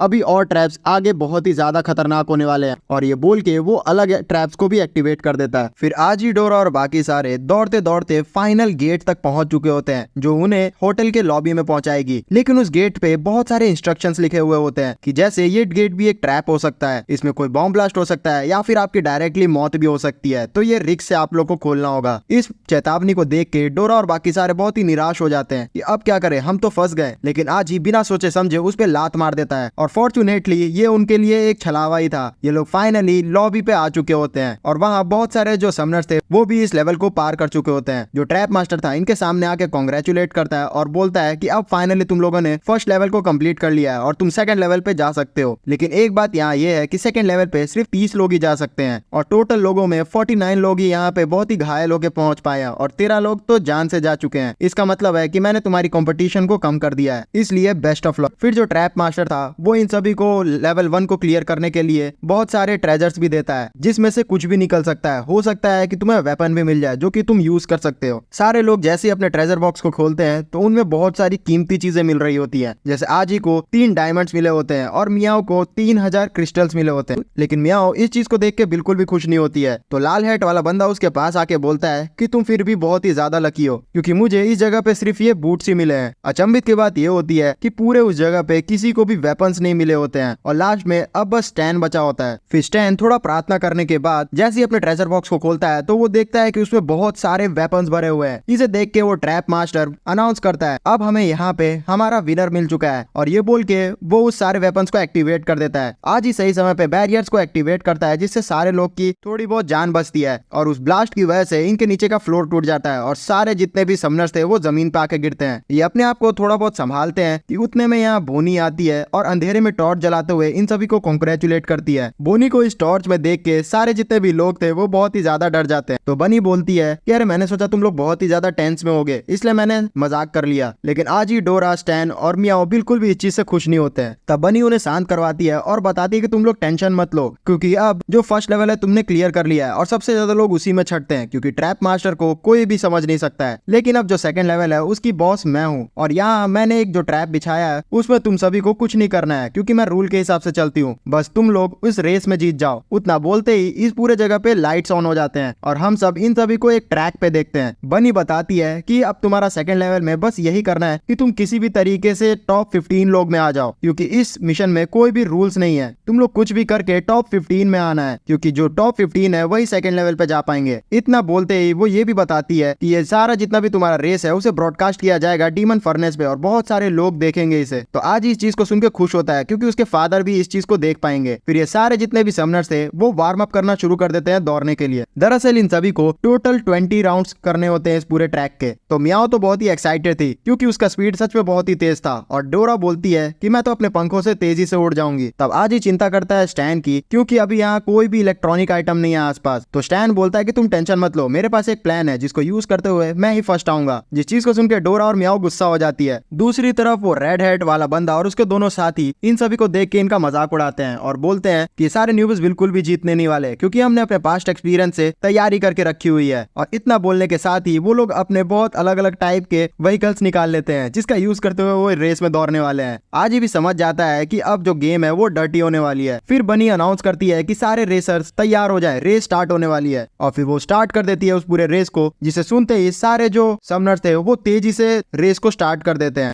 रेस के स्टार्टिंग से ही जो मियाओ थी उसने बहुत ही तगड़ा एकदम बढ़त बना लिया था। उसके साथ ही साथ आसमान में एक दूसरा एनिमल समनर भी उड़ रहा होता है जिससे मियाओ थोड़ी बातचीत भी करती है। पीछे पीछे जो डोरा थी वो भी आजी को लेके आसमान में उड़ते हुए आ रही होती है और यही दोनों सबसे आगे होते हैं। पीछे बहुत सारे जो समनर्स थे वो अपना स्ट्रगल करते हुए दौड़ रहे होते हैं, लेकिन सरप्राइजिंगली जो स्टैन था वो पीछे से आके बहुत ही तेजी से सामने निकल जाता है, क्योंकि उसने एक रॉकेट रखा हुआ था और उसको इतने तेजी से जाते हुए देख के सारे समनर्स भी शॉक थे कि अचानक से ये जो नॉर्मल सा बंदा है वो आगे कैसे चला गया। कुछ लोग तो कंप्लेन भी करने लगते हैं कि ये तो चीटिंग है, लेकिन बनी बोलती है कि मैंने पहले ही बता दिया था कि इस रेस के कुछ भी रूल्स नहीं है, तो तुम लोग को पहले से ही प्रिपेयर करके आना चाहिए था। इतना एक्सपीरियंस्ड होने के बावजूद तुम लोग इस चीज को प्रिपेयर नहीं कर पाए तो तुम ही लोग हारोगे। स्टैन इतनी तेजी से आगे आ चुका होता है कि वो डोरा और मियाओ के पास पहुंच चुका होता है, जहाँ पे मियाओ उसे देख के बोलती है कि तुम्हें ये रॉकेट कहाँ से मिल गया। तब स्टैन बताता है कि अभी पैसिफिक ओशन से आते समय मैंने नोटिस किया था कि एक मिलिट्री एक्सरसाइज हो रही है, तो मैंने उन सभी से ये रॉकेट चुरा लिया। आज ही इस चीज को देख के थोड़ा खुश होता है कि ये सारे लोग अब एकदम आगे ही हैं, और फिर एक एक करके ये सारे लोग लगातार जो राउंड्स थे सबसे आगे पूरा कर रहे होते हैं। कुछ समय बीतने के बाद आज ही डोरा को बोलता है कि अब हमें थोड़ा एक्स्ट्रा केयरफुल होना होगा।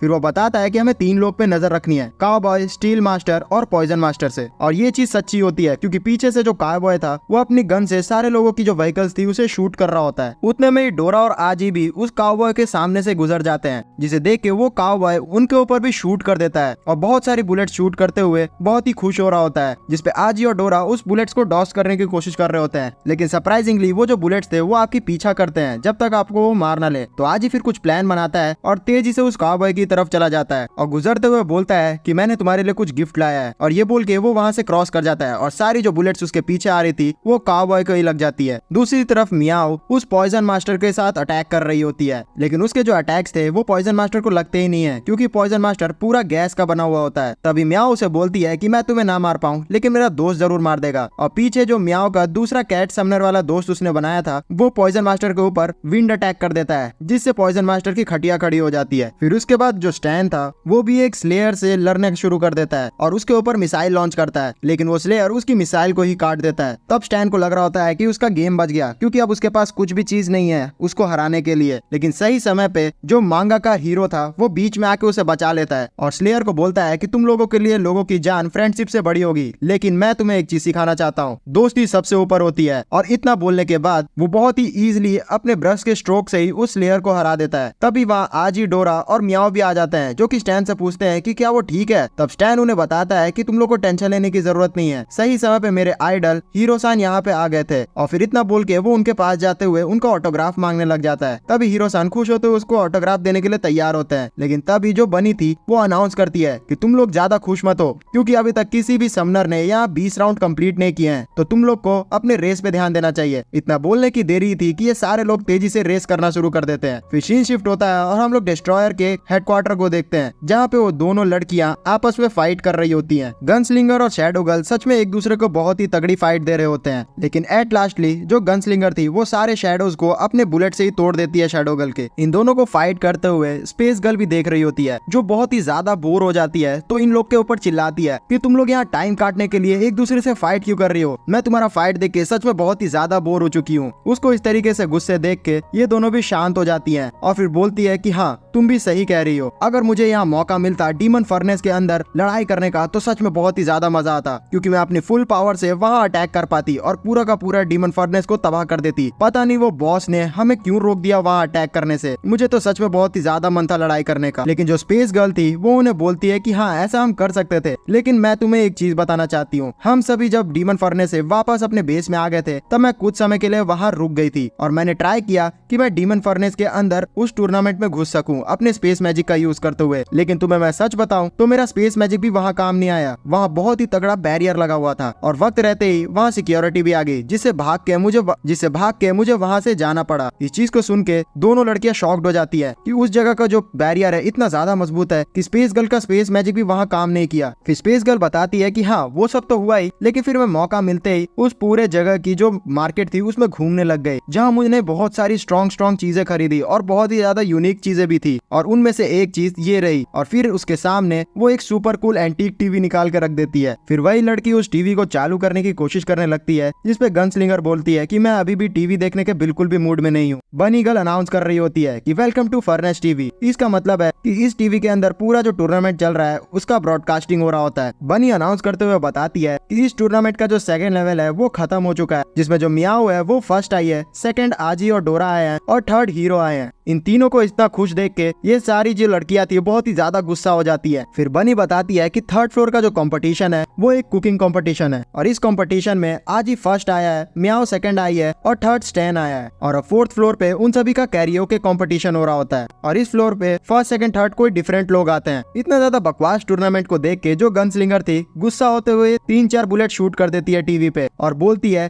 कि ये किस तरीके का टूर्नामेंट है, यहाँ खाना बनाना और गाना गवाना सिखा रहे हैं। मुझे तो लग रहा है ऐसा कि ये कोई टूर्नामेंट नहीं, एक हॉलीडे है। उतने में ही इन सभी का जो बॉस था वो मास्क मैन के साथ इनके सामने आ जाता है और इनका बॉस बोलता है कि लगता है कि तुम लोग अभी भी डीमन फर्नेस को भूल ही नहीं हो। तब मार्क्समैन बताता है अपने बॉस को कि आपको क्या लगता है कि ये लोग बिल्कुल भी समझ नहीं पा रहे अभी भी डीमन फर्नेस होता क्या है। ये एक समनर के लिए बहुत ही ज्यादा इंपॉर्टेंट चीज है और एक हॉलीडे की तरह भी इसे सेलिब्रेट किया जाता है। मुझे लगता है बॉस आपको भी इन्हें कुछ समय की छुट्टी दे देनी चाहिए ताकि ये लोग डीमन फर्नेस में जाके अपना एक्सपीरियंस को देख सके। जिस चीज को सुन के इनका बॉस इनको छुट्टी देने के लिए तैयार हो जाता है, जिसे सुन के ये तीनों बहुत ही ज्यादा खुश हो जाती है। लेकिन उनका बॉस बोलता है कि ज्यादा खुश होने की जरूरत नहीं है, तुम तीनों के साथ ये भी जाएगा। और फिर तभी हम लोग उनके बॉस के पीछे से एक बंधे हुए समनर को आते हुए देखते हैं, जिसे देख के ये तीनों एकदम डर जाती है। फिर उनका बॉस उन्हें बोलता है कि अगर वो डीमन फर्नेस में जाके आज ही से मिले तो उन्हें ये जरूर बोलना कि मैं उसके लिए एक तोहफा लेके आया हूँ। फिर सीन शिफ्ट होता है और हम लोग बनी को देखते हैं जो कि डीमन फर्नेस के एल्डर्स के सामने इस टूर्नामेंट का रिजल्ट बता रही होती है कि फर्स्ट लेवल पे 62% लोग फिल्टर आउट हो चुके थे, सेकंड लेवल पे उससे थोड़े से ज्यादा, लेकिन थर्ड, फोर्थ और फिफ्थ लेवल पे 15-15 लोग लगातार आते गए हैं और ये सारे लोग एलिमिनेट ही नहीं हो रहे हैं। जितने लोग यहाँ एलिमिनेट हो चुके हैं वो लोग अगर चाहे तो फर्स्ट फ्लोर से फिर से स्टार्ट कर सकते हैं। तब उन एल्डर्स में से एक बनी से बोलते हैं कि आखिरकार रैंकिंग की क्या हिसाब चल रही है। तब बनी उन्हें ये चीज दिखा देती है तो दूसरी एल्डर इसे देख के बहुत ही खुश होती है कि सारी चीजें हमारी प्लान के हिसाब से चल रही हैं। तब बनी बताती है कि आपने एकदम सही कहा, हमने सिर्फ एक ही दिन में 30,000 टन से भी ज्यादा स्पिरिचुअल एनर्जी कलेक्ट कर ली है। तब एल्डर बोलता है कि ये सच में बहुत ही अच्छा है, अब समय आ चुका है कि हम लोग अपने सैक्रिफाइसल चीजों को स्टार्ट कर दे। तो बनी तुम्हारे लिए यहाँ टेलीपोर्टेशन मैजिक तैयार है, तुम यहाँ से जा सकती हो। तभी बनी वहाँ इनके कहने पे टेलीपोर्टेशन मैजिक के पास पहुंच जाती है, जिसके अंदर जैसे ही वो जाती है तो डायरेक्टली डीमन फर्नेस के सबसे लास्ट में पहुंच जाती है और उसके हाथ में अभी भी वो स्पिरिचुअल एनर्जी होती ही है। वो धीरे धीरे करके एक गेट के अंदर भी घुसती है। उस कमरे के अंदर हमें दिखाया जाता है कि कोई इंसान चेन के अंदर बंधा हुआ है, जिसे देखते ही बनी बोलती है कि यही है गॉडेस पेंडोरा। इतना बोलने के बाद जो बनी थी वो स्पिरिचुअल एनर्जी को जमीन के अंदर डालने लग जाती है, जिसके बाद वो सारी जो स्पिरिचुअल एनर्जी थी गॉडेस पेंडोरा के अंदर जानी शुरू हो जाती है। बनी बताती है कि वो लोग कई सालों से गॉडेस पेंडोरा को जगाने की कोशिश कर रहे थे और इसी चक्कर से वो गॉडेस को स्पिरिचुअल एनर्जी देते हैं।